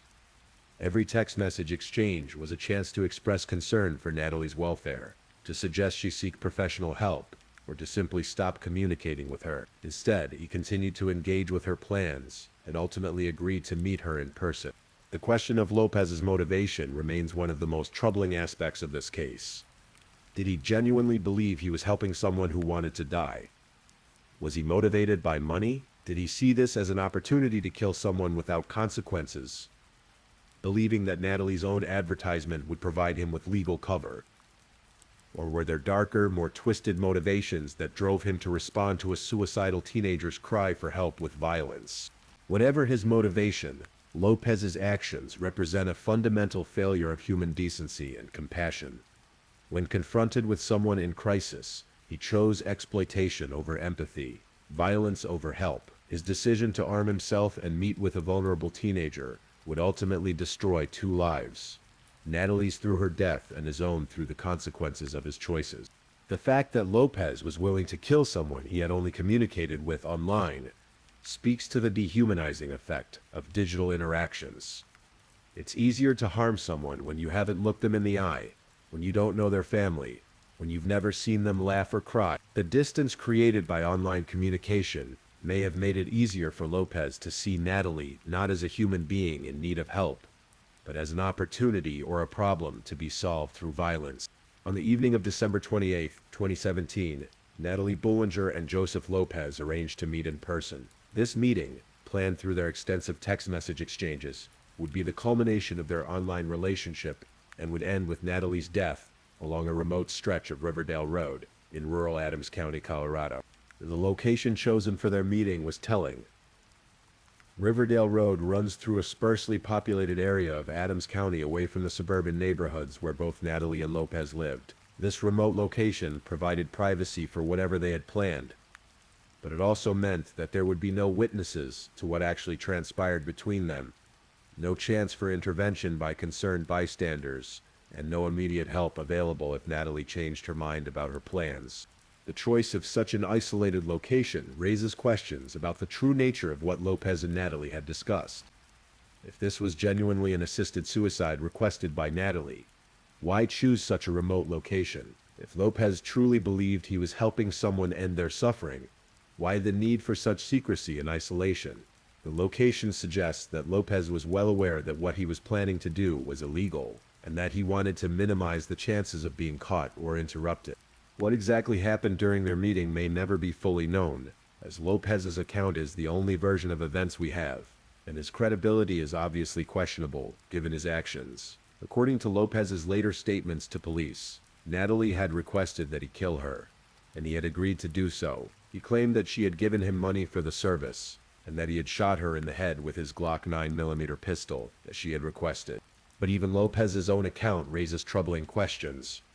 If Natalie truly wanted to die and had arranged for Lopez to kill her, why didn't she simply take her own life? Why involve another person in what could have been accomplished alone? And why choose a stranger from the internet rather than seeking help from family, friends, or mental health professionals? The autopsy results added another disturbing element to the case. While Natalie had indeed died from a gunshot wound to the head, toxicology tests revealed that she had a potentially lethal amount of heroin in her system at the time of her death. This finding complicates the narrative significantly and raises questions about what really happened during those final hours. Did Natalie take a lethal dose of heroin and then ask Lopez to shoot her as well? Was the heroin administered by Lopez to incapacitate her before the shooting? Did she overdose accidentally and Lopez then shot her for reasons of his own? Or was the heroin part of some plan to make her death appear to be a drug overdose rather than a homicide? The presence of such a high level of heroin in Natalie's system suggests that she may not have been fully conscious or capable of rational decision-making when she was shot. This raises serious questions about consent and whether she was truly able to request her own death, or whether Lopez took advantage of her incapacitated state to commit murder. The fact that Lopez fled the scene after shooting Natalie rather than staying to explain to authorities that he had been fulfilling her request for assisted suicide suggests consciousness of guilt. If he truly believed he had done nothing wrong, if he genuinely thought he was helping someone who wanted to die, why run? Why not immediately contact police and explain what had happened? Instead, Lopez left Natalie's body in the remote location and returned to his life, saying nothing about what had happened. He would later report his gun as stolen, a move that appears to have been an attempt to distance himself from the weapon used in Natalie's death. This behavior is inconsistent with someone who believed they had acted legally and morally in helping someone end their suffering. The remote location, the secrecy, the flight from the scene, and the attempt to cover up his involvement all point to Lopez knowing that what he had done was wrong, illegal, and indefensible. His actions suggest not a compassionate response to someone's request for help in dying, but a cold-blooded murder disguised as assisted suicide. When Natalie's body was discovered the next day, December 29, 2017, it began an investigation that would ultimately reveal the truth about what had happened along that lonely stretch of road. The evidence would paint a picture not of a tragic assisted suicide, but of a vulnerable young woman who had been exploited and killed by someone who saw her desperation as an opportunity rather than a cry for help. When Natalie Bolinger's body was discovered along Riverdale Road on December 29, 2017, it launched an investigation that would challenge investigators to unravel a complex web of online communications, mental health issues, and ultimately cold-blooded murder disguised as something else entirely. The initial discovery of Natalie's body presented investigators with more questions than answers. A young woman had been shot to death in a remote location, but the circumstances didn't fit the typical patterns of robbery, sexual assault, or domestic violence that investigators commonly encounter. There was no evidence of a struggle, no signs of theft, and no obvious connection between the victim and the location where she was found. The first crucial breakthrough came when investigators began examining Natalie's cell phone. In modern homicide investigations, digital evidence has become increasingly important, and cell phones often contain the key to understanding a victim's final days and hours. Natalie's phone would prove to be no exception. The phone records revealed the extensive text message exchanges between Natalie and an unknown number on the night of her death. More than 100 messages had been exchanged between Natalie and someone who investigators would eventually identify as Joseph Lopez. These messages provided a roadmap of their relationship and planning that would become central to building the case against Lopez. The timing of these messages was particularly significant. They showed ongoing communication right up until the time of Natalie's death, suggesting that whoever she was texting with was likely the last person to see her alive. The volume of messages also indicated a substantial relationship between Natalie and her correspondent, not a casual or coincidental encounter. As investigators worked to trace the phone number that had been texting with Natalie, they began to uncover other pieces of the puzzle. Digital forensics experts analyzed the content and timing of the messages, looking for clues about where the correspondents were planning to meet and what they had discussed. Meanwhile, other investigators were working to understand Natalie's state of mind in the days and weeks leading up to her death. They interviewed family members, friends, and acquaintances to build a picture of her mental health struggles, her drug use, and any recent changes in her behavior or circumstances. This investigation revealed the depth of Natalie's struggles with depression and addiction, but also painted a picture of a young woman who was still fighting to build a future for herself. She was working to complete her education, had plans to become a nurse, and had people in her life who cared about her. This made her death even more tragic and raised questions about what had driven her to seek help from a stranger on the internet. The discovery of Natalie's Craigslist advertisements was another crucial piece of the puzzle. The ad, with its shocking title about wanting to put a hit on herself, provided context for the relationship between Natalie and her unknown correspondent. It showed that Natalie had been actively seeking someone to help her die, but it also raised questions about her mental state and capacity to make such a decision. As the investigation progressed, the focus began to shift toward identifying and locating the person who had been communicating with Natalie. The phone number from the text messages became the key to this effort, as investigators worked to trace it back to its owner. This process involved working with phone companies to identify the account holder, analyzing cell tower data to track the movements of the phone, and potentially seeking warrants to access additional records and communications. Each step brought investigators closer to identifying the person who had been with Natalie in her final hours. The investigation also had to grapple with the complex legal and ethical questions raised by Natalie's case. If she had indeed sought out someone to kill her, what were the legal implications? Was this assisted suicide, murder, or something in between? How should investigators and prosecutors approach a case where the victim may have requested her own death? These questions would become even more complex as investigators learned more about the circumstances of Natalie's death, the relationship between her and her killer, and the true nature of what had transpired along Riverdale Road on that December night. The investigation was also complicated by the digital nature of much of the evidence. Text messages, online advertisements, and phone records require specialized expertise to analyze and present in court. Investigators had to work with digital forensics experts to ensure that they could reconstruct the online relationship between Natalie and her killer and present it in a way that would be compelling to a jury.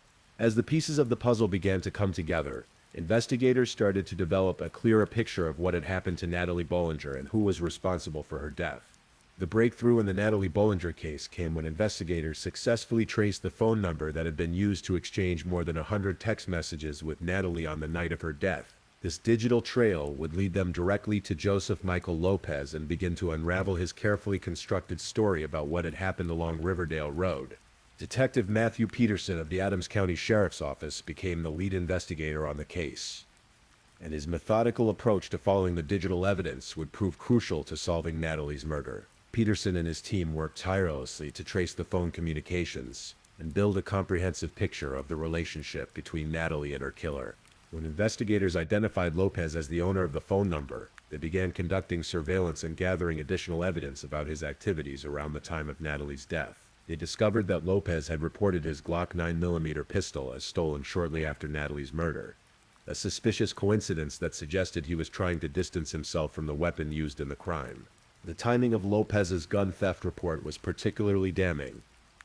He had reported the weapon stolen after Natalie's death, but had been in possession of it at the time of their meeting, according to his own later admissions. This appeared to be a calculated attempt to create an alibi and prevent investigators from connecting him to the murder weapon. As investigators dug deeper into Lopez's background and activities, they began to build a case that would challenge his later claims about helping Natalie with an assisted suicide. The evidence suggested a more sinister motivation for his involvement in her death. When detectives finally approached Lopez for questioning, he initially denied knowing Natalie or having any involvement in her death. This denial was quickly contradicted by the overwhelming digital evidence connecting him to her through their extensive text message exchanges. Faced with this evidence, Lopez changed his story and admitted to meeting with Natalie and shooting her. However, Lopez's admission came with a self-serving narrative. He claimed that Natalie had hired him through her Craigslist advertisement to kill her, that she had paid him for this service, and that he had simply fulfilled her request for assisted suicide. According to Lopez, he was not a murderer, but someone who had compassionately helped a suffering person end their pain. This story, while potentially explaining some of the evidence, raised numerous red flags for investigators. First, assisted suicide was illegal in Colorado, so even if Lopez's story were true, he had still committed a serious crime. Second, the circumstances of the meeting, the remote location, the secrecy, Lopez's flight from the scene, were inconsistent with legal assisted suicide practices in jurisdictions where such procedures were allowed. Most importantly, the forensic evidence from Natalie's autopsy complicated Lopez's narrative significantly. The presence of a potentially lethal amount of heroin in her system at the time of death raised questions about her capacity to consent to her own killing and suggested that the situation may have been more complex than Lopez claimed. Investigators also questioned Lopez's motivation for agreeing to help someone commit suicide. If he genuinely believed he was providing a compassionate service, why did he accept money for it? Why choose such a secretive and remote location? And why did he immediately flee the scene in an attempt to cover up his involvement by reporting his gun stolen? The more investigators examined Lopez's story, the more it appeared to be a carefully constructed fiction designed to justify murder. The evidence suggested that Lopez had not responded to Natalie's advertisement out of compassion, but had seen her vulnerability as an opportunity to commit violence while believing he could avoid the consequences. As the case against Lopez strengthened, investigators worked with prosecutors to determine what charges to file. The complexity of the case involving questions of consent, mental health, addiction, and the legality of assisted suicide made it a challenging prosecution to prepare. Ultimately, the evidence against Lopez was strong enough to support charges of first-degree murder. The premeditation evident in his response to Natalie's advertisement, his planning of their meeting, his bringing of a weapon, and his subsequent attempts to cover up his involvement, all pointed to deliberate and calculated murder rather than compassionate assistance with suicide. Detective Peterson's thorough investigation had uncovered the truth behind Natalie's death and provided the evidence needed to hold her killer accountable. The digital trail that had initially seemed to support Lopez's story ultimately became the key to exposing his lies and bringing him to justice. In February 2018, Joseph Michael Lopez was arrested and charged with first-degree murder in the death of Natalie Bolinger. The charges reflected the prosecution's belief that Lopez had committed premeditated murder, not the compassionate assisted suicide he claimed to have provided. The decision to charge Lopez with first-degree murder was significant because it required prosecutors to prove that the killing was deliberate and premeditated. This meant they would need to demonstrate that Lopez had planned Natalie's death in advance, rather than acting impulsively or in response to her immediate request. The prosecution's case relied heavily on the digital evidence that investigators had uncovered. The text messages between Lopez and Natalie showed a progression from initial contact through planning their meeting, suggesting deliberate preparation for the crime. The timing and content of these messages would be crucial to establishing premeditation. Lopez's behavior after the shooting also provided evidence of his consciousness of guilt. His flight from the scene, his failure to report the death to authorities, and his attempt to cover up his involvement by reporting his gun stolen, all suggested that he knew he had committed a serious crime. The prosecution also highlighted the power imbalance between Lopez and Natalie at the time of their meeting. While Lopez was relatively stable and armed, Natalie was struggling with addiction and mental health issues, and the autopsy showed she had a potentially lethal amount of heroin in her system at the time of her death. This evidence suggested that she may not have been capable of giving meaningful consent to her own killing. The defense, led by public defenders, faced a challenging case. They had to acknowledge that Lopez had killed Natalie while somehow arguing that his actions were justified or at least not deserving of a first-degree murder conviction. Their strategy focused on Lopez's claim that he was helping Natalie fulfill her own request to die. The defense argued that Natalie's Craigslist advertisement showed her genuine desire to end her life, and that Lopez had simply responded to her request. They suggested that while his actions may have been illegal, they were motivated by a desire to help someone in pain rather than by malicious intents. However, the defense faced several significant challenges. First, they had to explain why Lopez had taken money for this supposed act of compassion. Second, they had to address his behavior after the shooting, which seemed more consistent with someone trying to cover up a crime than someone who believed he had acted legally. Third, they had to contend with the evidence suggesting that Natalie may not have been capable of consenting to her own death due to her mental state and drug use. The case also raised complex legal questions about assisted suicide, murder, and the capacity to consent. While some jurisdictions have legal frameworks for physician-assisted suicide under carefully controlled circumstances, Colorado was not one of them. Even if Lopez's story were entirely true, he would still have committed a serious crime. The prosecution worked to present the case in a way that highlighted Lopez's exploitation of a vulnerable young woman, rather than focusing on the technical legal questions around assisted suicide. They portrayed him as a predator who had taken advantage of Natalie's desperation for his own purposes, whatever those might have been. As the case moved toward trial, both sides prepared to present complex evidence about digital communications, forensic pathology, mental health, and addiction. The jury would need to sort through competing narratives about Lopez's motivations and determine whether his actions constituted premeditated murder or something less serious. The case attracted significant media attention, both because of its unusual circumstances and because it raised broader questions about online safety, mental health resources, and the exploitation of vulnerable individuals. The story of a teenager seeking a hitman on Craigslist was both shocking and sadly representative of the dangers that young people face in the digital age. Throughout the legal proceedings, Natalie's family worked to keep her memory alive and to ensure that she was remembered as more than just a victim. They spoke about her dreams of becoming a nurse, her intelligence and ambition, and their love for her despite her struggles. Their presence in the courtroom served as a reminder of the human cost of Lopez's actions and the lives that had been destroyed by his decision to exploit rather than help a young woman in crisis. As the case against Joseph Lopez progressed through the legal system, both the prosecution and defense faced the reality of the complex evidence and the challenges of presenting their respective cases to a jury. The unusual circumstances of Natalie's death, involving online communications, mental health issues, addiction, and questions about consent, made this a difficult case to prosecute and defend. In December 2018, nearly a year after Natalie's death, Lopez made a decision that would avoid a trial and bring some closure to the case. Rather than face a jury on the first-degree murder charges, he agreed to accept a plea deal with prosecutors that would result in a guilty plea to second-degree murder.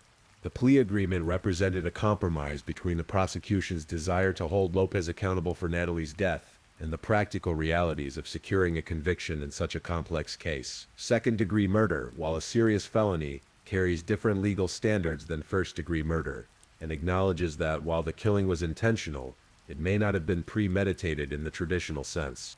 Under the terms of the plea agreement, Lopez admitted guilt to second-degree murder and related firearms charges. This admission meant that he acknowledged responsibility for Natalie's death, while avoiding the possibility of a life sentence without parole that could have resulted from a first-degree murder conviction. The plea deal also spared Natalie's family the trauma of a lengthy trial where the details of her mental health struggles, addiction, and final days would have been extensively examined in public. Trials in cases like this can be particularly difficult for families, as they must relive the tragedy while hearing defense attorneys potentially criticize or question the victim's choices and mental state.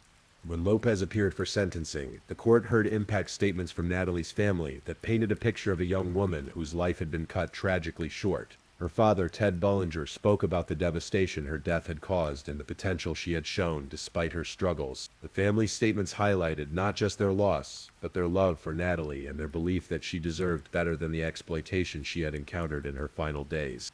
The prosecution argued for a significant sentence that would reflect the seriousness of Lopez's crime and his exploitation of a vulnerable young woman. They emphasized that regardless of what Natalie may have requested, Lopez had taken advantage of someone in crisis rather than seeking to help her find resources and support.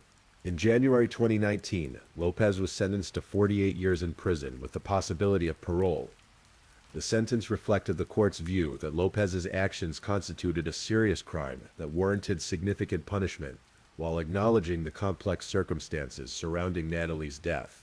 The 48-year sentence meant that Lopez, who was 23 at the time of sentencing, would likely spend most or all of his remaining adult life in prison. Even with the possibility of parole, he would not be eligible for release until he was well into middle age, ensuring that he would face substantial consequences for his decision to kill Natalie rather than help her. For Natalie's family, the sentencing provided a measure of justice, but it could never restore what they had lost. Their daughter, sister, and granddaughter was gone, and no prison sentence could bring her back or heal the wounds left by her violent death. The sentencing also provided some measure of closure to the legal proceedings, but it left many questions unanswered about the true nature of what had happened between Lopez and Natalie on that December night. While Lopez had admitted to killing her, his self-serving narrative about providing assisted suicide remained disputed by the evidence and by those who knew and loved Natalie. Throughout the legal proceedings and beyond, Natalie Bolinger's family faced the impossible task of grieving their daughter, while watching her story become public fodder and her memory distorted by the circumstances of her death. The family's pain was compounded by the way the case was often portrayed in media coverage, which sometimes seemed to focus more on the sensational aspects of the Craigslist connection than on the loss of a young woman with dreams and potential.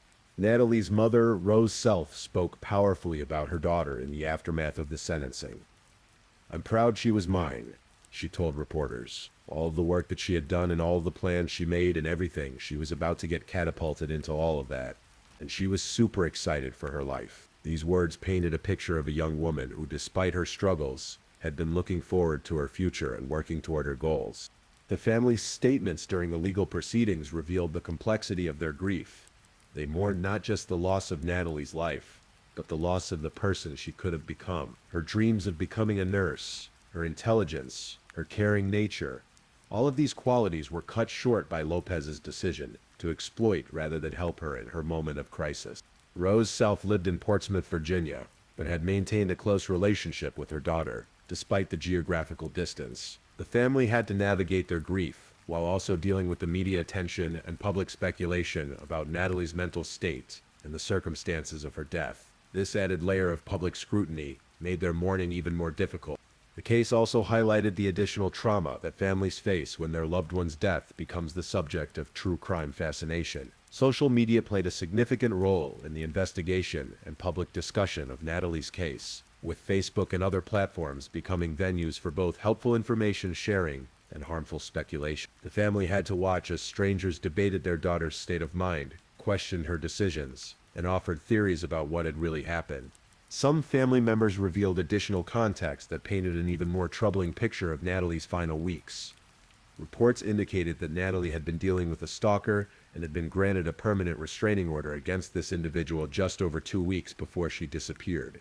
This information suggested that Natalie had been dealing with multiple sources of stress and fear in her final days, adding another layer of vulnerability that Lopez had exploited. The family's advocacy during the legal proceedings focused on ensuring that Lopez faced appropriate consequences for his actions, but they also worked to counter the narrative that Natalie had simply hired someone to kill her. They knew their daughter as someone who was fighting to overcome her struggles, not someone who had given up on life entirely.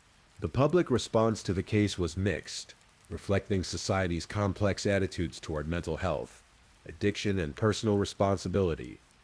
Some people expressed sympathy for Natalie and anger at Lopez for taking advantage of a vulnerable young woman. Others questioned why she had turned to Craigslist rather than seeking professional help, sometimes seeming to suggest that she bore some responsibility for her own death. This victim-blaming response was particularly painful for Natalie's family, who understood the complexity of mental health struggles and addiction. They knew that depression and addiction can make it difficult for people to make rational decisions or seek appropriate help, and they were frustrated by suggestions that Natalie should have somehow known better or done things differently. The case also sparked broader discussions about online safety, particularly for young people struggling with mental health issues. Natalie's story became a cautionary tale about the dangers of seeking help from strangers on the internet, but it also highlighted the gaps in mental health resources and support systems that leave vulnerable people with few options for help. For the family, the sentencing marked the end of the legal proceedings, but not the end of their journey with grief and healing. They continued to advocate for Natalie's memory and to work toward ensuring that her story might help prevent similar tragedies in the future. The murder of Natalie Bolinger extends far beyond the specific tragedy of one young woman's death. Her case serves as a stark illustration of multiple societal failures and dangerous intersections in our modern world. The exploitation of vulnerable individuals online, the inadequacy of mental health resources, the predatory nature of some who lurk in digital spaces, and the complex relationship between consent and capacity in extreme circumstances. One of the most disturbing aspects of Natalie's case is how it reveals the hunting grounds that exist within seemingly innocuous online platforms. Craigslist, which was designed as a community bulletin board for legitimate transactions and connections, had become a space where predators could identify and target vulnerable individuals. Lopez's response to Natalie's advertisement shows how online anonymity can enable people to present false personas and exploit others' desperation. The case also highlighted the digital divide in how we understand and address mental health crises in the internet age. While technology has created new resources for mental health support, crisis hotlines, online therapy, support communities, it has also created new avenues for exploitation. Young people in crisis may be more likely to seek help anonymously online rather than from family, friends, or professionals. But this apparent safety can actually expose them to greater danger. As prosecutors noted during the sentencing, Lopez had responded to Natalie's cry for help as a predator rather than a human being. This observation cuts to the heart of what made Lopez's actions so reprehensible. When confronted with someone in obvious distress and crisis, he chose to exploit rather than help, to harm rather than heal. The forensic evidence in Natalie's case, particularly the presence of a potentially lethal amount of heroin in her system, raises complex questions about consent and capacity. Even if we accept Lopez's claim that Natalie had requested his help in dying, the evidence suggests she may not have been in a mental state to give meaningful consent to such a decision. This intersection of mental illness, addiction, and alleged consent creates a legal and ethical minefield that her case forced courts to navigate. Natalie's story also illuminates the particular vulnerabilities faced by young adults who are struggling with both mental health issues and substance abuse. This population often falls through cracks in support systems too old for many youth services, but often lacking the stability and resources to access adult mental health care effectively. The combination of depression, addiction, and the developmental challenges of early adulthood can create a perfect storm of vulnerability. The case raised important questions about how society responds to suicide and suicidal ideation. While there has been increased awareness about mental health issues in recent years, Natalie's turn to a Craigslist advertisements suggests that existing resources and support systems may not be reaching all the people who need them. Her story highlights the need for more accessible, anonymous, and non-judgmental mental health resources, particularly for young adults struggling with addiction. The geographical aspects of the case, the remote location where Natalie was killed, the suburban communities where both she and Lopez lived, also speak to how isolation can facilitate violence. Lopez chose a location where there would be no witnesses, no chance for intervention, and no immediate help available. This calculated choice of location further undermines his claims about providing compassionate assistance. From a legal perspective, Natalie's case contributed to ongoing discussions about assisted suicide, murder, and the boundaries between them. Even in jurisdictions where physician-assisted suicide is legal, it operates under strict protocols designed to ensure that patients are making informed voluntary decisions while mentally competent. The circumstances of Natalie's death involving a stranger, payment, secrecy, evidence of impaired judgment bore no resemblance to legitimate assisted dying practices. The case also highlighted the challenges faced by law enforcement in investigating crimes that originate in digital spaces. The text message evidence that proved crucial to solving Natalie's murder required specialized expertise to recover, analyze, and present in court. As more crimes involve digital communication, law enforcement agencies must continue to develop their capabilities in digital forensics and online investigation. For families dealing with similar situations, Natalie's case offers both warnings and resources. It demonstrates the importance of taking online safety seriously, particularly for young people who may be vulnerable due to mental health or substance abuse issues. It also shows the need for families to be aware of the warning signs of both predatory behavior and mental health crises. The media coverage of Natalie's case also raised questions about how society discusses and sensationalizes crimes involving vulnerable victims. The focus on the Craigslist angle sometimes overshadowed the human tragedy at the center of the story, potentially contributing to harmful stereotypes about mental illness and addiction. As we reach the end of Natalie Bolinger's story, it's important to remember that behind the headlines, the legal proceedings, and the broader societal implications was a real person.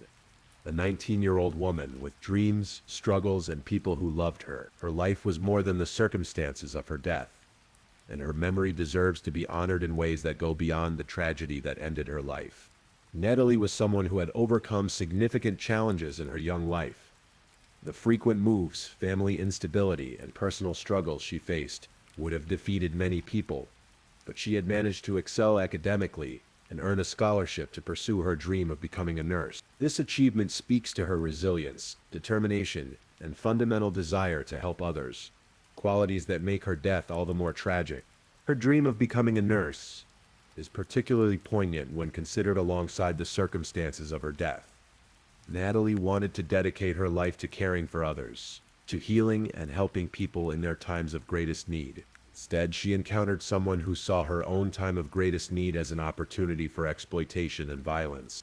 The contrast between Natalie's aspirations and the reality of how her life ended serves as a powerful reminder of the potential that was lost when Joseph Lopez chose to respond to her cry for help with violence rather than compassion. Every life cut short represents not just the loss of who that person was, but the loss of who they might have become. For her family, keeping Natalie's memory alive means more than just seeking justice for her death. It means ensuring that people remember her for who she was as a person.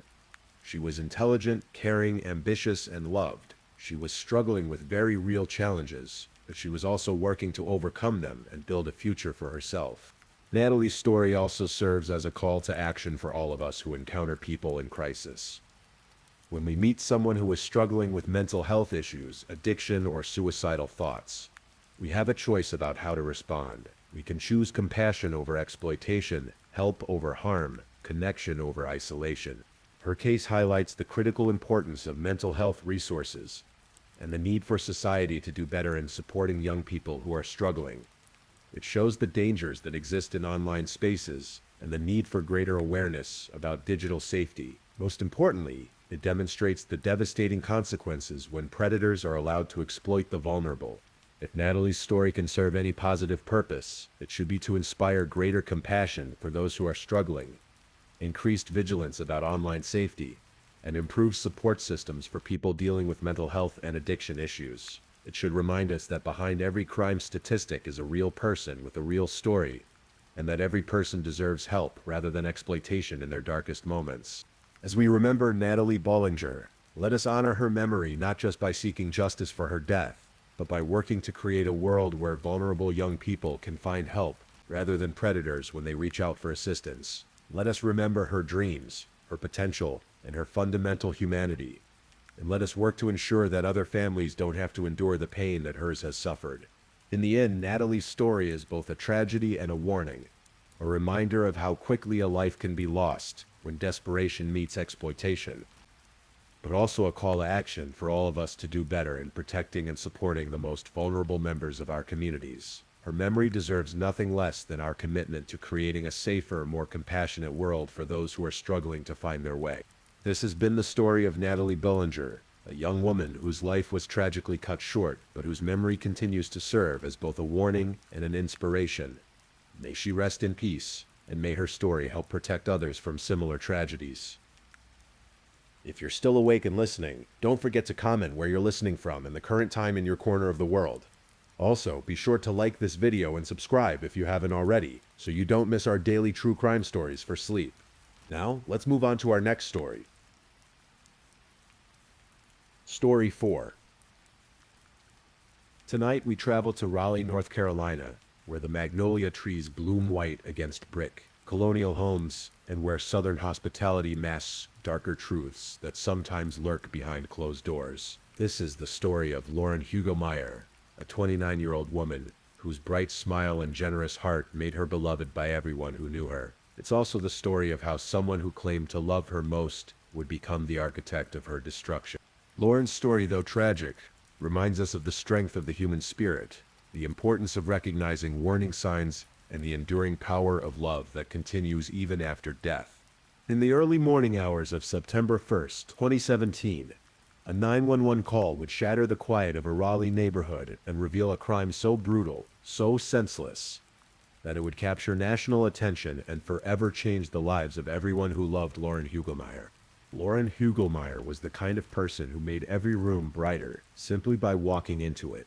Born and raised with Midwestern values, she carried herself with a warmth and authenticity that drew people to her like moths to a flame. At 29 years old, Lauren had built a life centered around service to others, faith, and the simple joy of making connections with the people around her. Those who knew Lauren described her as fiercely independent and incredibly hardworking. She wasn't someone who waited for opportunities to come to her. She created them. While others her age might have been focused solely on their own advancement, Lauren found fulfillment in helping others achieve their dreams and navigate their challenges. Lauren worked as a Sunday school teacher, a role that perfectly suited her nurturing personality and deep faith. Children were naturally drawn to her patient demeanor and genuine interest in their thoughts and feelings. She had a gift for making Bible stories come alive for young minds, using her creativity and enthusiasm to help children understand complex concepts of faith, love, and forgiveness. Her teaching wasn't limited to Sunday mornings.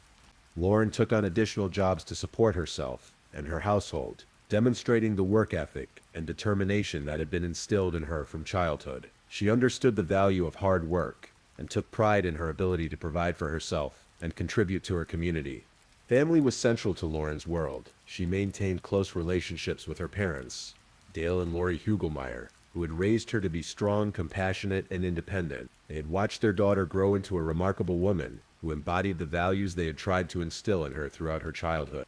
Dale Hugelmeyer, Lauren's father, was particularly proud of his daughter's accomplishments and her character.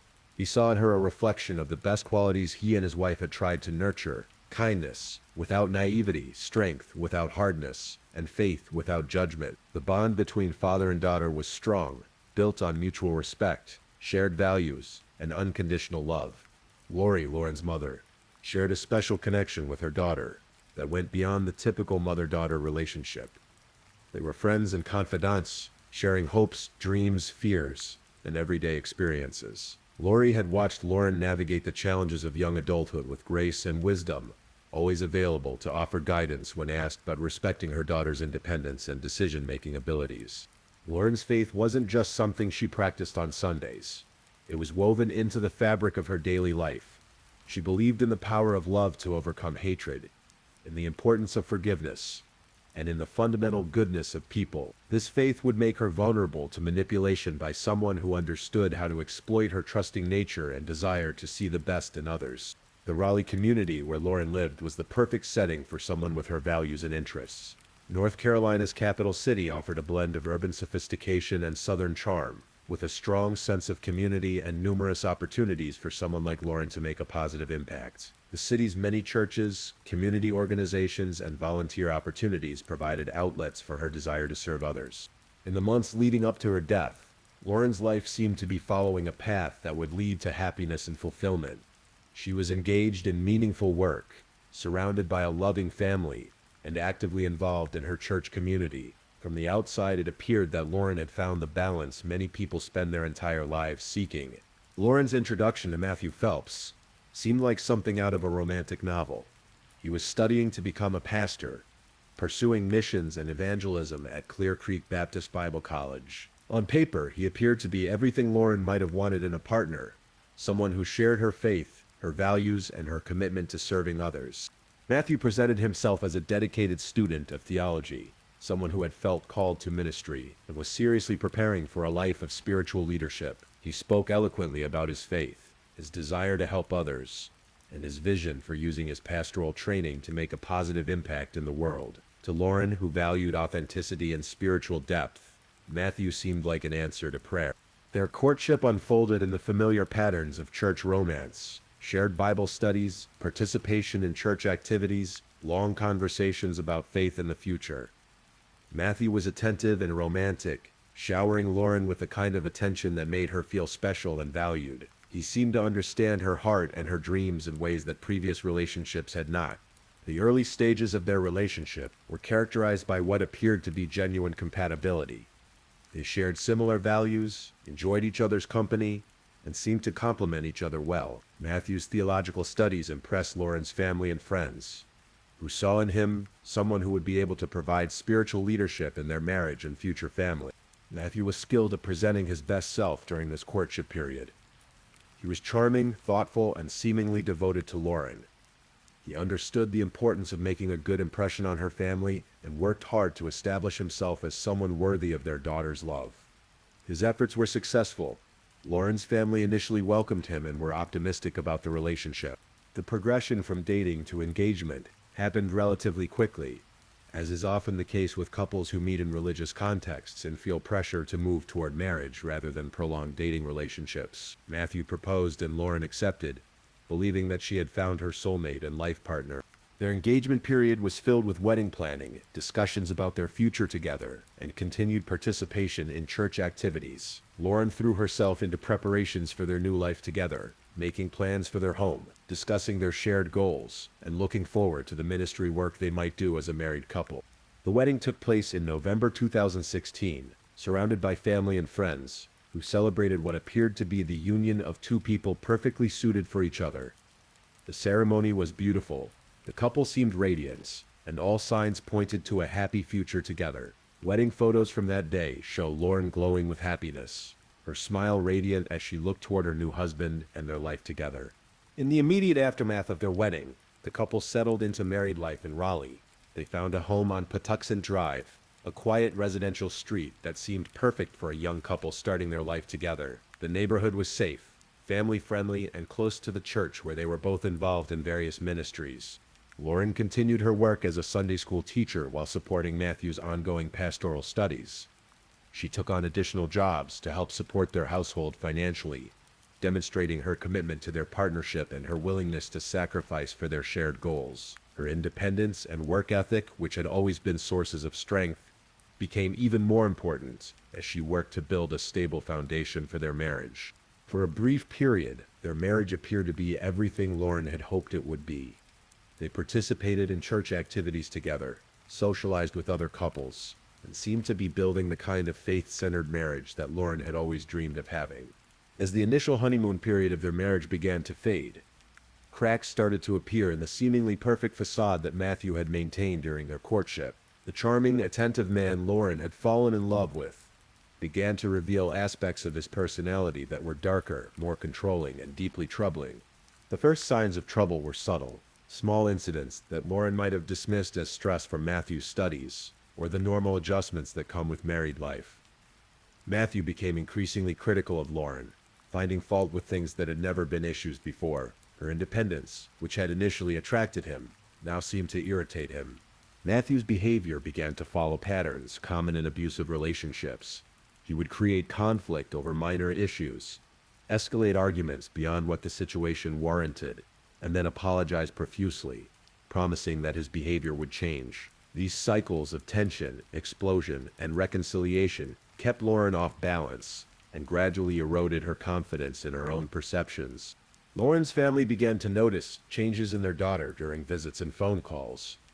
The vibrant, confident woman they had raised seemed increasingly anxious and uncertain. She made excuses for Matthew's behavior, defended him when others expressed concern, and gradually became more isolated from the support systems that had always been important to her. The isolation wasn't accidental. Matthew systematically worked to distance Lauren from her family and friends, using techniques that are hallmarks of emotional abuse. He would create conflicts before family visits, making it difficult for Lauren to enjoy time with her loved ones.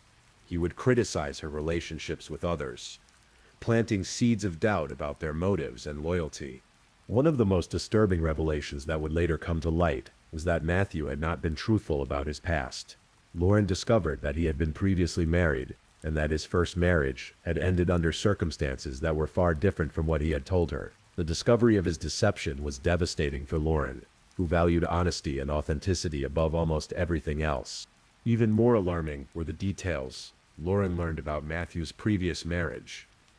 According to information that would later emerge, Matthew had exhibited controlling and abusive behavior toward his first wife as well. There were allegations of physical violence, emotional manipulation, and the same patterns of behavior that Lauren was beginning to experience in her own marriage. The discovery of Matthew's hidden past was a turning point for Lauren. The man she had married, the aspiring pastor who had seemed to share her values and her faith, was revealed to be someone entirely different. The foundation of trust upon which their marriage had been built was completely undermined by these revelations. Lauren began to confide in her family about the problems in her marriage. These conversations were difficult for everyone involved. Lauren was embarrassed and confused about how she had been so thoroughly deceived, while her family struggled with their own feelings of helplessness and regret about not seeing the warning signs earlier. The psychological impact of discovering that her husband had systematically lied to her about his past was profound. Lauren had to reconcile the man she thought she had married with the reality of who Matthew actually was. This cognitive dissonance created enormous stress and contributed to her growing realization that her marriage was not salvageable. As Lauren grappled with these revelations, Matthew's behavior became even more erratic and concerning. The mask of the charming spiritual man was slipping away, revealing someone who was capable of manipulation, deception, and violence. The pattern of abuse was escalating, and Lauren found herself trapped in a situation that was becoming increasingly dangerous. Friends and family members who had initially been impressed by Matthew began to see through his carefully constructed persona. His behavior toward Lauren became more obviously controlling and inappropriate, even in social settings. The contrast between his public image as an aspiring pastor and his private behavior toward his wife became impossible to ignore. By the summer of 2017, Lauren's marriage had deteriorated to the point where she could no longer pretend that things might improve. The accumulation of Matthew's deceptions, his controlling behavior, and his increasingly erratic moods had convinced her that she needed to end the relationship for her own safety and well-being. The decision to leave a marriage is never easy, but for someone like Lauren, who took her vows seriously and believed in the power of love and forgiveness, it was particularly difficult. She had invested everything in this relationship, had supported Matthew through his studies, and had genuinely tried to make their marriage work despite the mounting evidence that he was not the man she had thought she was marrying. Lauren's family became increasingly concerned about her safety as they witnessed the escalation in Matthew's behavior. What had started as emotional abuse and manipulation was showing signs of potentially becoming physical violence. The patterns they were observing were consistent with domestic violence situations that can quickly turn deadly.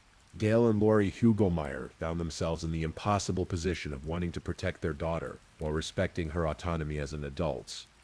They offered support, expressed their concerns, and made it clear that they would help her in any way possible if she decided to leave the marriage. Their love for Lauren was unconditional, and they wanted nothing more than for her to be safe and happy. In the weeks leading up to her death, Lauren made several comments to family members that suggested she was preparing to end her marriage.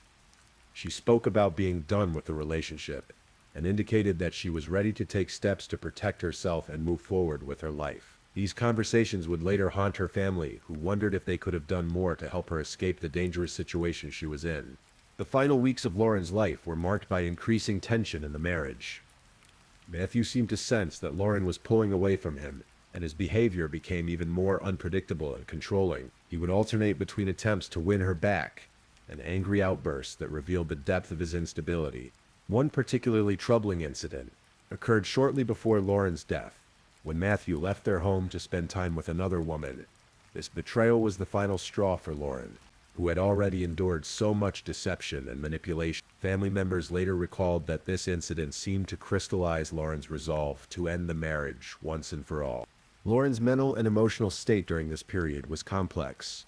She was grieving the loss of the marriage she had hoped to have, processing the trauma of discovering that her husband had systematically deceived her, and trying to find the strength to rebuild her life. Despite these challenges, she was demonstrating remarkable courage in her decision to leave an increasingly dangerous situation. The summer of 2017 was hot and humid in Raleigh, with long days that seemed to drag by under the weight of the oppressive heat.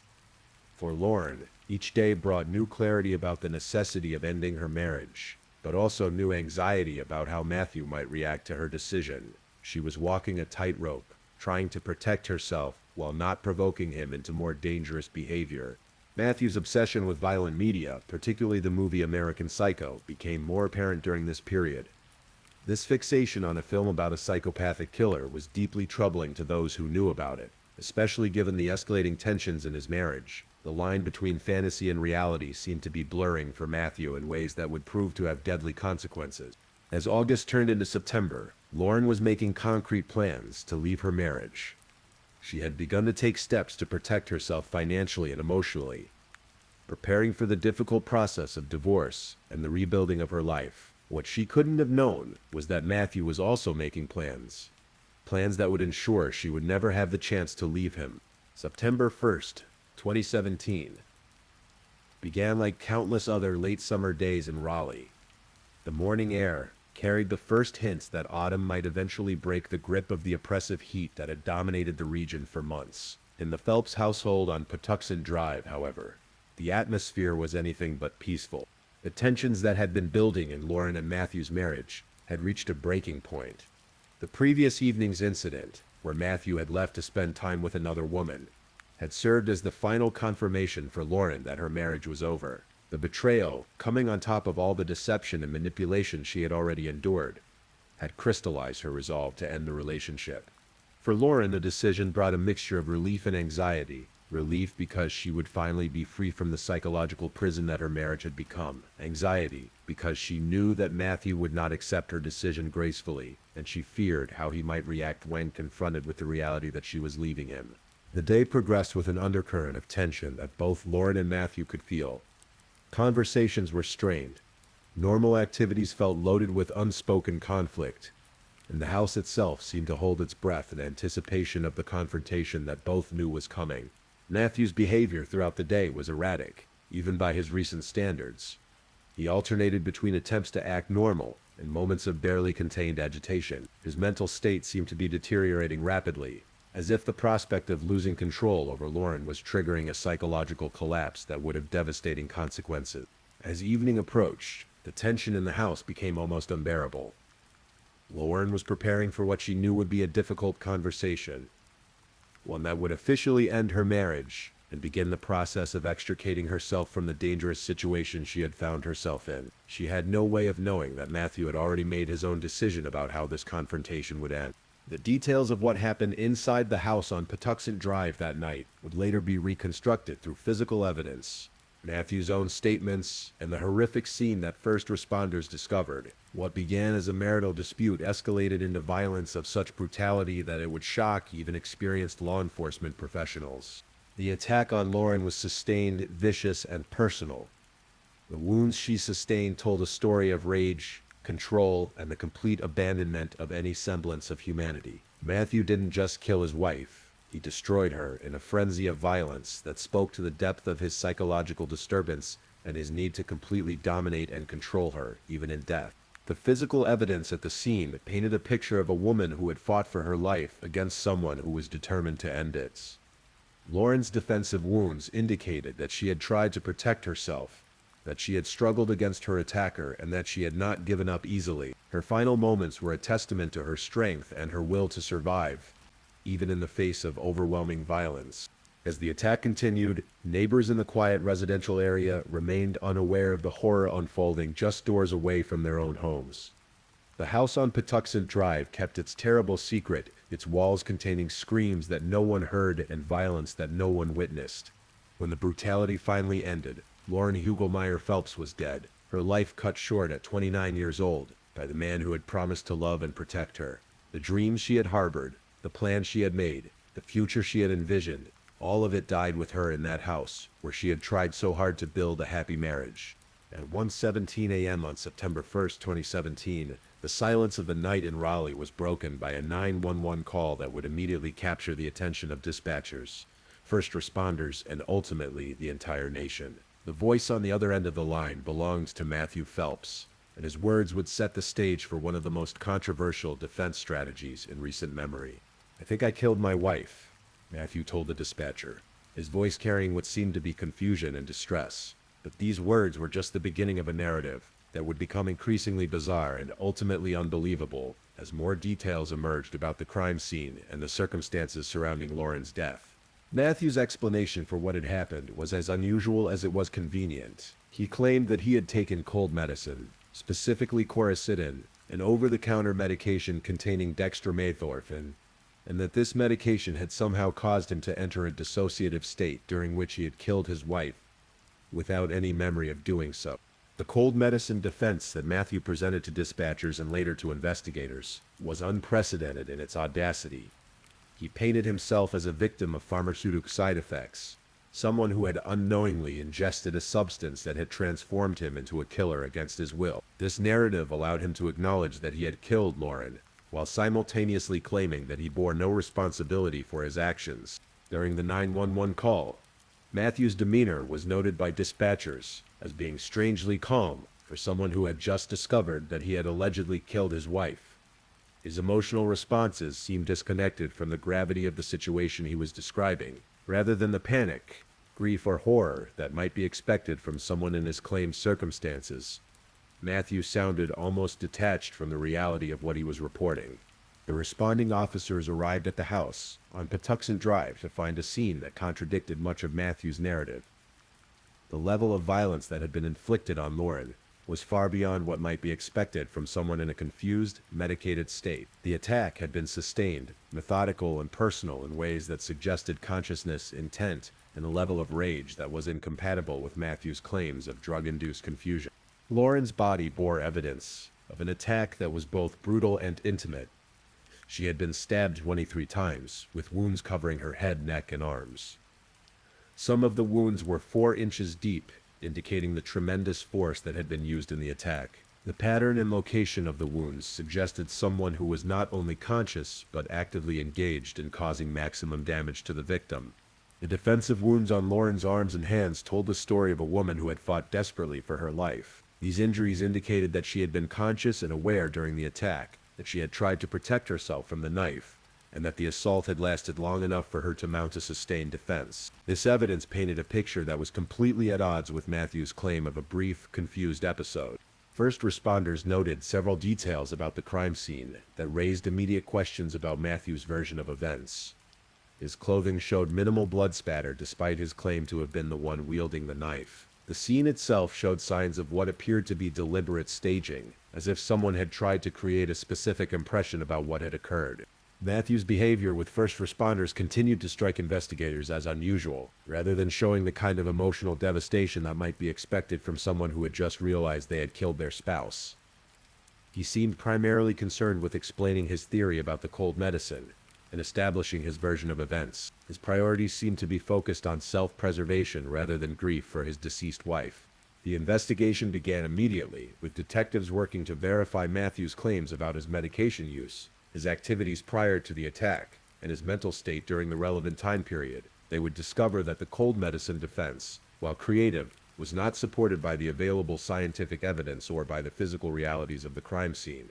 As investigators began their work at the crime scene on Patuxent Drive, it became immediately apparent that Matthew Phelps's cold medicine explanation was inconsistent with the physical evidence they were documenting. The brutality of the attack, the number of wounds, and the pattern of violence all suggested a level of consciousness and intent that was incompatible with his claims of drug-induced confusion. The Raleigh Police Department's investigation was thorough and methodical, focusing on both the physical evidence at the scene and the background information that might help explain what had really happened in the Phelps household. Detectives interviewed neighbors, family members, and friends, gradually building a picture of a marriage that had been in serious trouble for months. One of the most significant discoveries during the investigation was the revelation of Matthew's obsession with the movie American Psycho. This 2000 film, starring Christian Bale as a Wall Street executive who is also a serial killer, features graphic depictions of violence against women and explores themes of superficial charm masking psychopathic behavior. The parallels between the film's protagonist and Matthew's own behavior were too striking to ignore. Investigators learned that Matthew had watched American Psycho repeatedly, to the point where his fascination with the film had become noticeable to others. This obsession was particularly troubling given the nature of the violence inflicted on Lauren and the way Matthew had initially presented himself as a charming, spiritual man while harboring darker impulses beneath the surface. The investigation also revealed the extent to which Matthew had deceived Lauren about his past, particularly regarding his previous marriage. Detectives discovered that his first marriage had ended amid allegations of domestic violence, information that Matthew had concealed from Lauren and her family. This pattern of deception and violence suggested that Lauren's murder was not an isolated incident, but rather the culmination of a long-standing pattern of abusive behavior. Forensic analysis of the crime scene provided additional evidence that contradicted Matthew's claims. The blood spatter patterns, the location and nature of the wounds, and the position of Lauren's body all suggested a sustained, deliberate attack rather than a brief episode of confused violence. The evidence painted a picture of someone who was fully aware of what they were doing and who had continued the attack long past the point where Lauren posed any threats. Medical experts consulted during the investigation expressed skepticism about Matthew's cold medicine defense, while dextromethorphan, the active ingredient in quercetin, can cause dissociative effects when taken in large quantities. The symptoms typically associated with such overdoses do not include the kind of sustained, coordinated violence that had been inflicted on Lauren. The drug is more likely to cause confusion, hallucinations, and impaired motor function than homicidal rage. The investigation also revealed troubling details about Matthew's behavior in the days and weeks leading up to Lauren's murder. Family members reported that he had seemed increasingly agitated and unstable, particularly after Lauren had begun to distance herself from the marriage. His reaction to the prospect of losing control over his wife appeared to have triggered a psychological crisis that culminated in violence. Detectives interviewed Lauren's family members, who provided crucial information about the deteriorating state of her marriage and her plans to leave Matthew. These conversations revealed that Lauren had been preparing to end the relationship and had expressed fear about how Matthew might react to her decision. Her family's concerns about her safety proved to be tragically prescient. The investigation team also examined Matthew's computer and phone records, looking for additional evidence about his mental state and his activities prior to the murder. They found evidence of his continued obsession with violent media and discovered communications that suggested he was aware that his marriage was ending and was becoming increasingly desperate to maintain control over Lauren. As the investigation progressed, it became clear that the cold medicine defense was not only unsupported by the evidence, but was actually contradicted by multiple aspects of the case. The level of planning evident in Matthew's behavior, the nature of the attack itself, and his actions both before and after the murder all suggested someone who was fully conscious and aware of their actions. The case began to attract national media attention, both because of the unusual nature of Matthew's defense and because of the extreme brutality of the crime. The story of the aspiring pastor who claimed cold medicine had made him kill his wife captured public interest and sparked discussions about domestic violence, manipulation, and the lengths to which some perpetrators will go to avoid responsibility for their actions.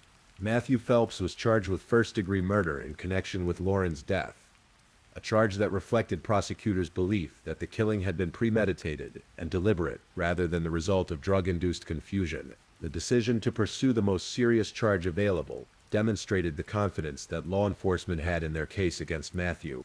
The legal proceedings that followed would become a battle between Matthew's claim of pharmaceutical-induced temporary insanity and the prosecution's argument that he had deliberately murdered his wife in a fit of rage over her decision to leave the marriage. The case would ultimately hinge on whether a jury would believe that cold medicine could cause the kind of sustained brutal violence that had been inflicted on Lauren.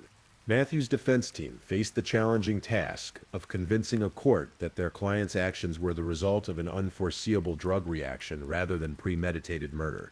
They would need to overcome significant scientific skepticism about their theory while also explaining away the numerous pieces of evidence that suggested consciousness and intent on Matthew's part.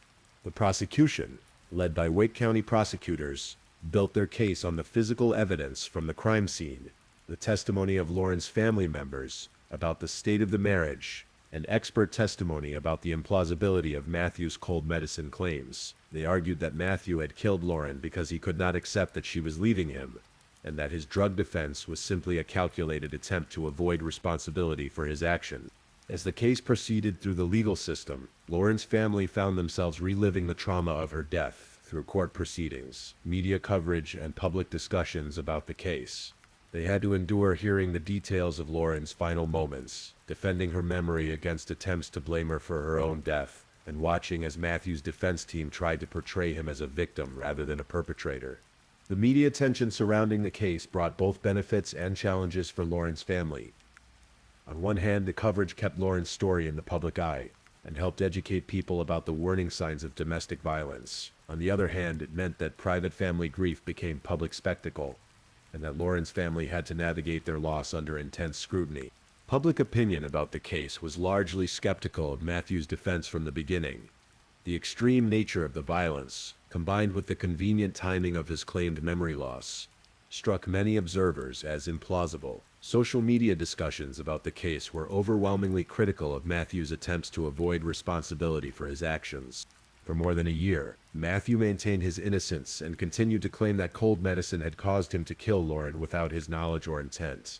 This position required him and his legal team to consistently argue that he was as much a victim of the situation as Lauren herself, a claim that became increasingly difficult to sustain as more evidence emerged about his history of deception and manipulation.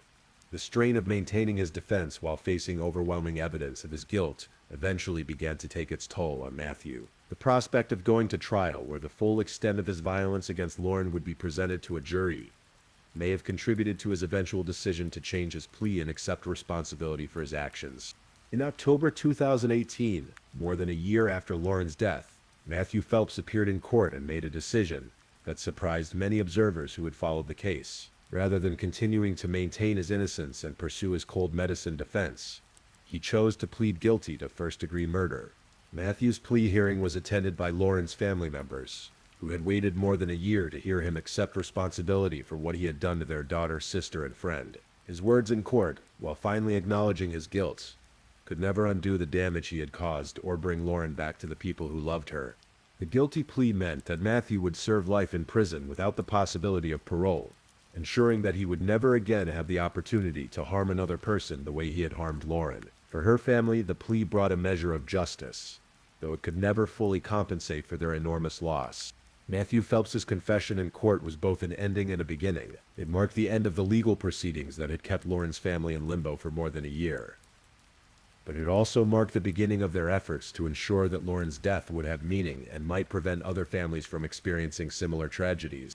During his plea hearing, Matthew finally abandoned the cold medicine defense that had defined his case for over a year. Standing before the court, he admitted that he was responsible for Lauren's death and expressed what appeared to be genuine remorse for his actions. "I feel like a monster," he told the court. Words that reflected the reality of what he had done to the woman who had loved and trusted him. For Lauren's family, Matthew's confession brought a complex mixture of emotions.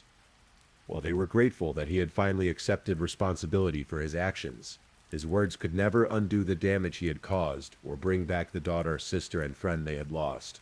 The confession provided closure in legal terms, but the emotional wounds would take much longer to heal.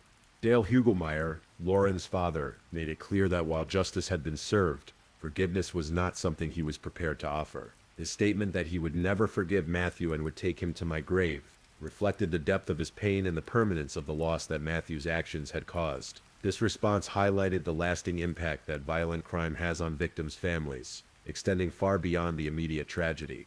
Lauren's family channeled their grief into advocacy work, speaking publicly about domestic violence and the warning signs that others should watch for in their own relationships or those of their loved ones. They participated in interviews, supported domestic violence awareness campaigns, and worked to ensure that Lauren's story would serve as a cautionary tale for other families. The case became an important example in discussions about domestic violence, particularly the way that abusers can present themselves as charming, spiritual, or otherwise desirable partners while hiding their true nature. Matthew's ability to deceive Lauren and her family for so long illustrated the sophisticated manipulation tactics that many abusers employ to maintain control over their victims. Lauren's memory was honored through various tributes and memorials that celebrated her life, rather than focusing solely on her death. Friends and family shared stories about her kindness, her faith, her dedication to helping others, and the joy she brought to everyone who knew her. These remembrances helped ensure that Lauren would be remembered for who she was rather than simply how she died. The case also contributed to ongoing discussions about the challenges facing domestic violence victims who are trying to leave abusive relationships. Lauren's story illustrated how the decision to leave can actually increase the danger that victims face, as abusers often escalate their violence when they sense that they are losing control over their victims. Educational programs developed in the wake of Lauren's death focused on helping people recognize the warning signs of abusive relationships and providing resources for those who might need help escaping dangerous situations. These programs emphasize that domestic violence can affect anyone, regardless of their education, faith, socioeconomic status, or other factors that might seem protective. Lauren's legacy also included increased awareness about the manipulation tactics that abusers use to isolate their victims from support systems. Her story helped illustrate how abusers gradually undermine their victims' confidence, create conflict with family and friends, and systematically remove the resources that victims might use to escape dangerous situations. As we conclude Lauren's story, it's important to understand the profound impact her death had on everyone who knew her, and how her family has worked to ensure that her memory continues to make a difference in the world. Lauren's father, Dale Hugelmeyer, has spoken openly about the regret he carries, saying, "I think about it every day, what I did wrong, what I missed." Till this day, I just regret not knowing or keeping my eyes open and watching. These words reflect the burden that many family members of domestic violence victims carry, the weight of wondering if they could have done something to prevent the tragedy. The impact of Lauren's murder extended far beyond her immediate family. Her church community, where she had served as a beloved Sunday school teacher, was devastated by the loss of someone who had given so much of herself to helping others grow in their faith. The children she had taught remembered her kindness, her patience, and the way she made learning about faith both fun and meaningful. The Hugelmeyer family's decision to speak publicly about Lauren's case has helped bring attention to the often hidden nature of domestic violence. Dale Hugelmeyer believes Matthew Phelps planned the whole thing from the get-go, a perspective that highlights how calculated and deliberate many domestic violence cases truly are, despite perpetrators' attempts to minimize their responsibility. Lauren's story became part of a larger conversation about the warning signs of abusive relationships and the importance of taking action when someone expresses concern about their safety. Her case illustrated how abusers can maintain a public persona that completely contradicts their private behavior, making it difficult for even close family members to recognize the danger their loved one faces. The brutality of Lauren's death, stabbed 23 times according to the autopsy, served as a stark reminder of the lethal danger that domestic violence can pose. The excessive nature of the violence demonstrated the level of rage and control that characterized Matthew's actions, contradicting any claims that this was an accidental or unplanned event. In the years following the case, Lauren's story has been featured in numerous true crime documentaries, podcasts, and television programs. Investigation Discovery's Cold-Blooded Medicine profiled the case, helping to keep her story in the public consciousness and continuing to educate people about domestic violence warning signs. The case also contributed to discussions within religious communities about the particular vulnerabilities that faith-based relationships can create. Matthew's status as an aspiring pastor had provided him with a level of trust and credibility that he systematically abused, highlighting the need for religious communities to be aware that predators can hide behind spiritual facades. Lauren's legacy lives on through the people whose lives she touched during her 29 years. Her students remember her dedication to helping them understand difficult concepts with patience and creativity. Her family carries forward her memory through their continued advocacy for domestic violence awareness and their commitment to ensuring that other families don't experience the tragedy they have endured. The Hugelmeyer family's courage in sharing their story publicly has helped other families recognize warning signs in their own loved ones' relationships. Their willingness to speak about their regrets and their grief has provided validation for other family members who have lost loved ones to domestic violence and who struggle with similar feelings of guilt and responsibility.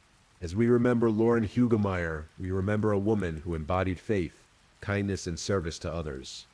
Her life was cut tragically short by someone who claimed to love her, but who ultimately saw her as something to be possessed rather than cherished. Her death serves as a reminder that domestic violence can affect anyone, regardless of their faith, education, or social standing. Lauren's story also reminds us of the importance of believing people when they express concerns about their safety, of recognizing that leaving an abusive relationship can be the most dangerous time for victims, and of understanding that the facade of a perfect relationship can hide terrible secrets. In the quiet moments before sleep, as we reflect on Lauren's story, we can honor her memory by committing ourselves to being more aware of the people around us, more willing to offer help to those who might need it, and more determined to speak up when we see signs of abuse. Lauren's light was extinguished far too soon, but through the lessons her story teaches us, her impact continues to ripple outward, potentially saving other lives and preventing other tragedies. The magnolia trees still bloom white in Raleigh each spring, and in their beauty, we can remember Lauren Hugelmeyer, a woman whose life, though brief, was filled with love, service, and the kind of genuine kindness that makes the world a better place. Her memory calls us to be better protectors of one another, better recognizers of danger, and better advocates for those who cannot advocate for themselves. Matthew Phelps will spend the rest of his life in prison, but Lauren's influence continues through every person who learns from her story, every potential victim who recognizes warning signs because of her case, and every family member who finds the courage to intervene when they sense danger. In this way, Lauren's legacy transcends the tragedy of her death and continues to touch lives in ways she never could have imagined. Rest well, Lauren. Your story has been told, your life has been honored, and your memory will continue to make a difference in the world you loved so much. Please, if you're still awake, Let's move on to our last story. Story 5. Tonight we're going to delve into a case that shocked the small community of Corning, New York. A story that began with what appeared to be a tragic suicide, but slowly unraveled into something much more sinister. This is the story of Michelle Nuroder, a 46-year-old mother of 3, whose life was cut short by those she trusted most. So let me tell you about a case that would expose the dark underbelly of a bitter custody battle and the dangerous lengths someone would go to avoid paying child support. Our story takes place in Corning, New York, a picturesque town nestled in the Finger Lakes region, known for its glass manufacturing heritage and quiet suburban streets. It's the kind of place where neighbors know each other, where tragedy feels distant, and where no one could have imagined that a family dispute would lead to such devastating consequences. Michelle Nuroder was, by all accounts, a devoted mother. At 46 years old, she had spent the better part of 2 decades raising 3 daughters with her then-husband, Lloyd Nuroder. The family had once seemed typical of many American households, a working father, a caring mother, and children, who were the center of their world. But beneath this seemingly ordinary exterior, cracks had been forming for years. Michelle and Lloyd's marriage had deteriorated, leading to a divorce that would drag on for half a decade. What should have been a straightforward separation became a bitter, contentious battle that would consume both parents and, tragically, their children. Lloyd Nuroder was a man who, according to those who knew him, did not handle rejection or loss of control well. He was described by family members as someone who needed to be in charge, someone who didn't take kindly to being told what to do or how to live his life. The divorce proceedings had not gone in his favor, and he found himself facing financial obligations that he claimed he couldn't afford. The couple's 3 daughters, Carrie, who was 19 at the time of our story, and 2 younger sisters, one of whom was still a minor living with Michelle, found themselves caught in the middle of their parents' increasingly hostile relationship. Carrie, the eldest, had been living with her father in Rochester, New York, while the younger children remained with their mother in Corning. The custody battle over the youngest daughter had been particularly fierce. Lloyd had been fighting for years to gain custody, but the courts had consistently ruled in Michelle's favor. This meant that Lloyd was required to pay child support, a financial obligation that he claimed was destroying his life. By the summer of 2017, the tension between Michelle and Lloyd had reached a breaking point. Court documents would later reveal that Lloyd had been falling behind on his child support payments and was facing increasing pressure from the legal system to meet his financial obligations. He had spent years and thousands of dollars in legal fees trying to gain custody of his youngest daughter, all while being required to pay Michelle monthly support. For Michelle, the constant legal battles had taken their toll as well. She was a mother trying to provide stability for her children, while dealing with an ex-husband who seemed determined to make her life as difficult as possible. Friends and family members would later describe her as someone who was tired of the fighting, but determined to protect her children. The relationship between Michelle and her eldest daughter, Carrie, had become strained during this period. Carrie was living with her father, and those close to the family noticed that she seemed to be increasingly influenced by Lloyd's narrative about the custody battle. Lloyd had been telling Carrie that Michelle was keeping him from his daughter, that she was being unreasonable and greedy, and that she was the cause of all the family's problems. What no one realized at the time was that Lloyd's resentment toward Michelle was growing into something much more dangerous. He had begun to see Michelle not just as an obstacle to getting custody of his daughter, but as the root of all his problems. In his mind, if Michelle were no longer in the picture, his troubles would disappear. Lloyd's manipulation of Carrie during this period was subtle but persistent. He would tell her that he was depressed, that he couldn't afford to keep paying child support, and that he didn't know what he would do if things didn't change. He painted himself as the victim and Michelle as the villain, slowly but surely turning his daughter against her mother. The psychological manipulation was so gradual that Carrie later said she didn't realize what was happening until it was too late. Her father had become her primary source of emotional support, and she had begun to see the world through his eyes. She believed that her mother was being unfair, that her father was suffering, and that something needed to be done to help him. In the weeks leading up to August 2017, Lloyd's desperation had reached a critical point. He was facing mounting legal pressure to pay his child support, and he had begun to realize that he was unlikely to win custody of his youngest daughter. It was during this period that he began to formulate a plan that would solve all his problems at once. Lloyd's plan was simple but sinister. If Michelle were dead, he would no longer have to pay child support, and he would likely gain custody of his youngest daughter. He began to share his thoughts with Carrie, at first in vague terms, but gradually becoming more specific about what he had in mind. The conversations between Lloyd and Carrie during this period would later be revealed through wiretaps and testimony. Lloyd would tell his daughter that he was thinking about ending it all, that he couldn't see any other way out of his situation. He would talk about how much better things would be if Michelle were no longer around, and he would suggest that maybe someone should do something about the situation. Carrie, who was young and had been psychologically manipulated by her father for months, found herself in an impossible position. She loved her father and believed that he was suffering unfairly. She had been told repeatedly that her mother was the cause of all their problems, and she had begun to believe that her father might actually hurt himself if something didn't change. It was during this vulnerable state that Lloyd presented Carrie with what he called a choice. He told her that he was going to kill himself if she didn't help him with his plan to kill Michelle. He made it clear that in his mind there were only two options: help him murder her mother or watch him commit suicide. For a 19-year-old who had been manipulated and emotionally abused, this felt like an impossible decision. Carrie would later describe feeling like she had to choose between her parents, and she couldn't bear the thought of losing her father to suicide. She agreed to help him with his plan. August 26, 2017, started like any other day in Corning, New York. Michelle Nuroder was at home with her youngest daughter, going about her usual weekend routine. She had no idea that her ex-husband and eldest daughter were about to arrive with deadly intentions. Lloyd had been staying at a hotel in Rochester, about an hour's drive from Corning. He had told Carrie to pick him up and drive him to Michelle's house, where they would carry out their plan. The plan was for Carrie to keep her younger sister occupied while Lloyd went upstairs to confront Michelle. When they arrived at Michelle's house on Dwight Avenue, everything appeared normal from the outside. It was a quiet residential neighborhood, the kind of place where people felt safe and secure. Michelle's house was a modest two-story home, where she had been trying to build a stable life for her children, despite the ongoing custody battle. Carrie entered the house first, greeting her mother and younger sister as if this were a normal family visit. She made small talk and found ways to keep her sister distracted, all while knowing what her father was planning to do upstairs. The psychological burden of this deception would haunt her for years to come. Lloyd entered the house shortly after Carrie and made his way upstairs to Michelle's bedroom. What happened next would be reconstructed through physical evidence and Lloyd's eventual confession.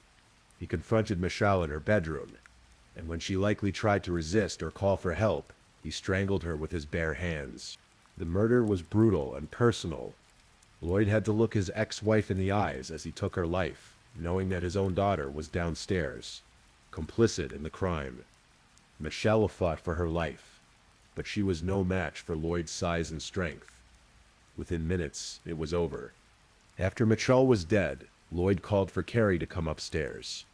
Together, they began to stage the scene to make it look like a suicide.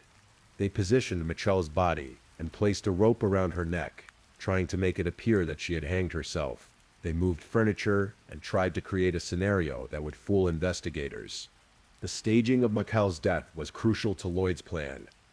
He knew that if the death appeared to be a suicide, there would be less investigation, and he would be free to gain custody of his youngest daughter and avoid paying child support.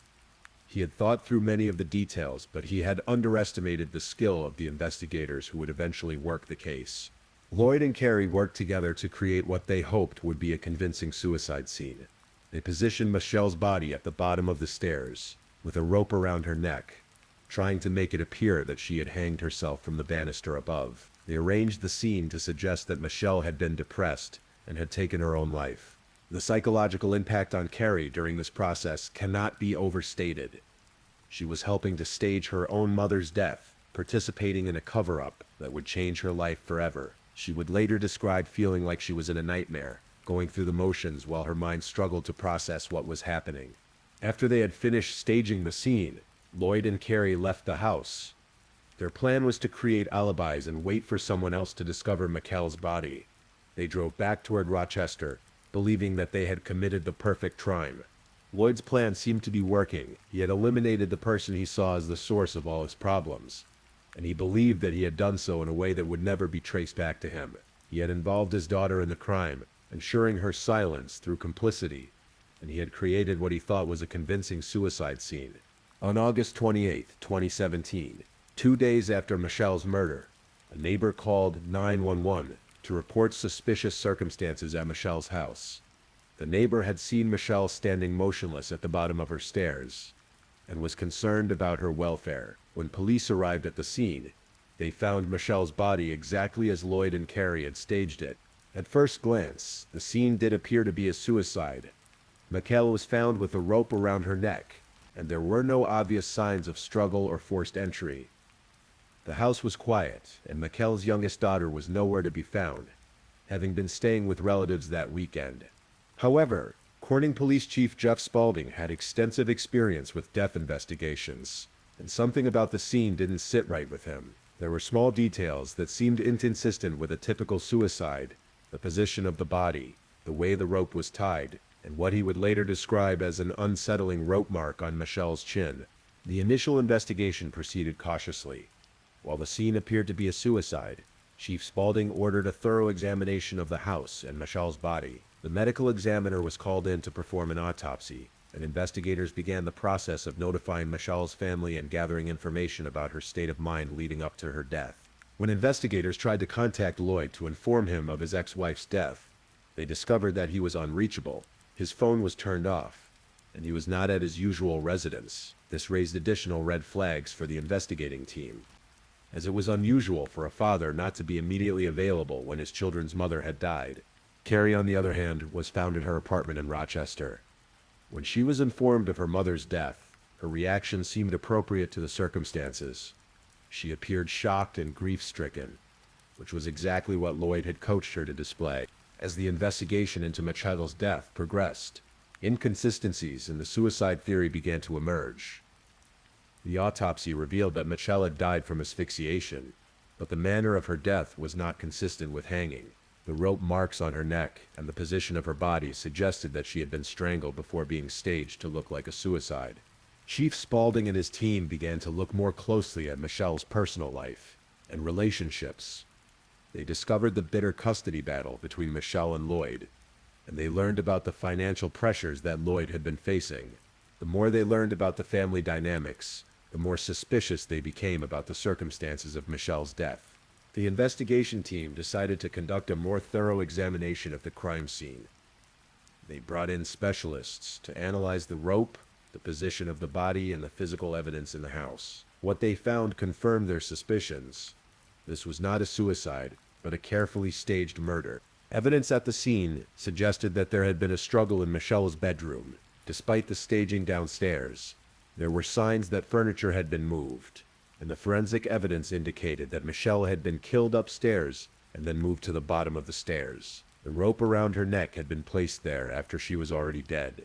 As investigators dug deeper into Lloyd's background, they discovered that he had been under increasing financial and legal pressure in the months leading up to Michelle's death. He had been falling behind on child support payments, and court documents showed that he had been fighting unsuccessfully for years to gain custody of his youngest daughter. The investigation team also learned about Lloyd's relationship with Carrie and began to suspect that she might have been involved in the crime. However, they needed more evidence before they could make any arrests. They decided to use surveillance and wiretaps to gather additional information about the family's activities and communications.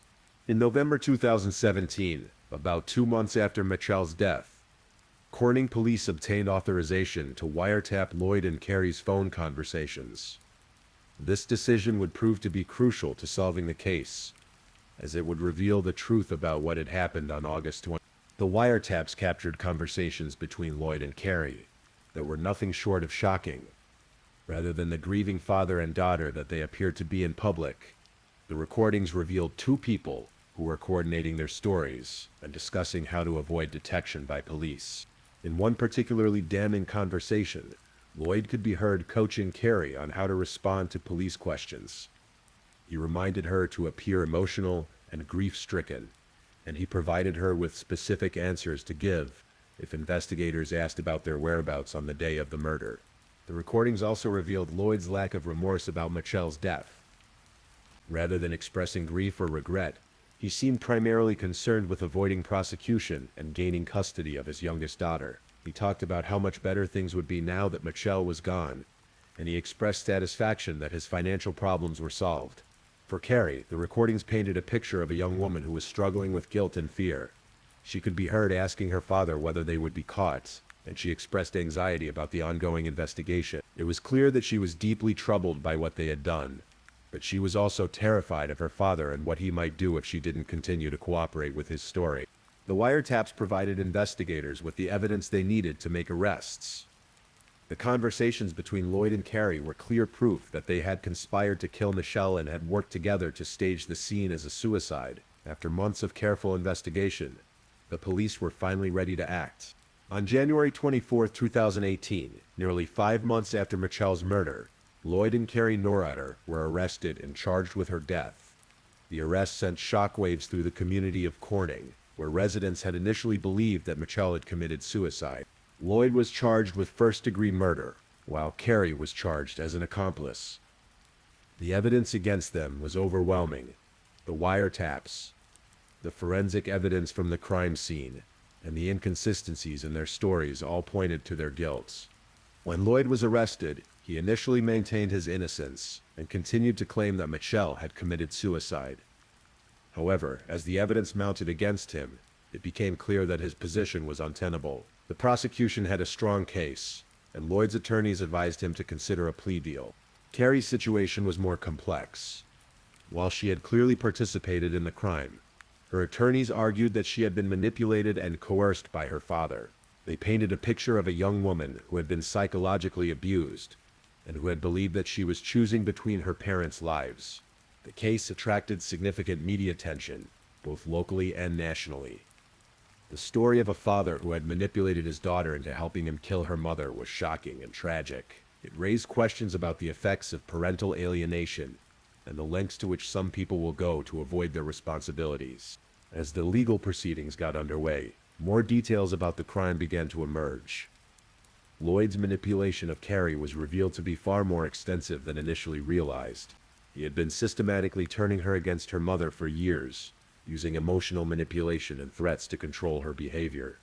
In October 2018, Lloyd Nuroder pleaded guilty to first-degree murder. During his plea hearing, he admitted to planning Michelle's death and acknowledged that he had manipulated Carrie into helping him. He was sentenced to life in prison without the possibility of parole.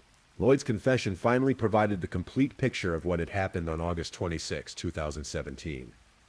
He admitted that he had been motivated by his desire to avoid paying child support and his belief that he would gain custody of his youngest daughter if Michelle were dead. He acknowledged that he had strangled Michelle with his bare hands and that he had forced Carrie to help him stage the scene. Carrie Nuroder pleaded guilty to second-degree manslaughter and was sentenced to 1 to 3 years in state prison. Her sentence was relatively light, reflecting the court's recognition that she had been manipulated and coerced by her father. She was released on parole in February 2020 after serving approximately 2 years. The case had devastating consequences for the entire family. Michelle was dead, Lloyd was spending the rest of his life in prison, and Carrie had to live with the knowledge that she had participated in her mother's murder. The youngest daughter, who had been the subject of the custody battle, was left orphaned and traumatized by the actions of her father and sister. The murder of Michelle Nuroder serves as a tragic reminder of how family disputes can escalate into violence and how psychological manipulation can lead to devastating consequences. It's a story of greed, control, and the terrible price that can be paid when someone refuses to accept responsibility for their actions. Chief Jeff Spaulding, who led the investigation, would later say that this was one of the most disturbing cases he had ever worked. The idea that a father would manipulate his own daughter into helping him commit murder was something that even experienced investigators found difficult to comprehend. Today, Michelle Nuroder is remembered by those who knew her as a loving mother who died trying to protect her children. Her death was a tragedy that could have been prevented if Lloyd had been willing to accept the court's decisions and meet his responsibilities as a father. The case also highlighted the importance of recognizing the signs of parental alienation and psychological manipulation. Carrie's experience shows how even adult children can be influenced and controlled by manipulative parents, and how important it is to seek help when family relationships become toxic. As we close this story, we're reminded that behind every true crime case are real people whose lives have been forever changed by violence and tragedy. Michelle Nuroder's death was not just a crime to be solved. but the loss of a mother, daughter, and friend whose life had value and meaning beyond the circumstances of her death. This has been the story of Michelle Nuroder, a case that shocked a small New York community and revealed the dark side of a bitter family dispute. Thank you for listening, and rest well knowing that justice was ultimately served, even though it came too late for Michelle herself.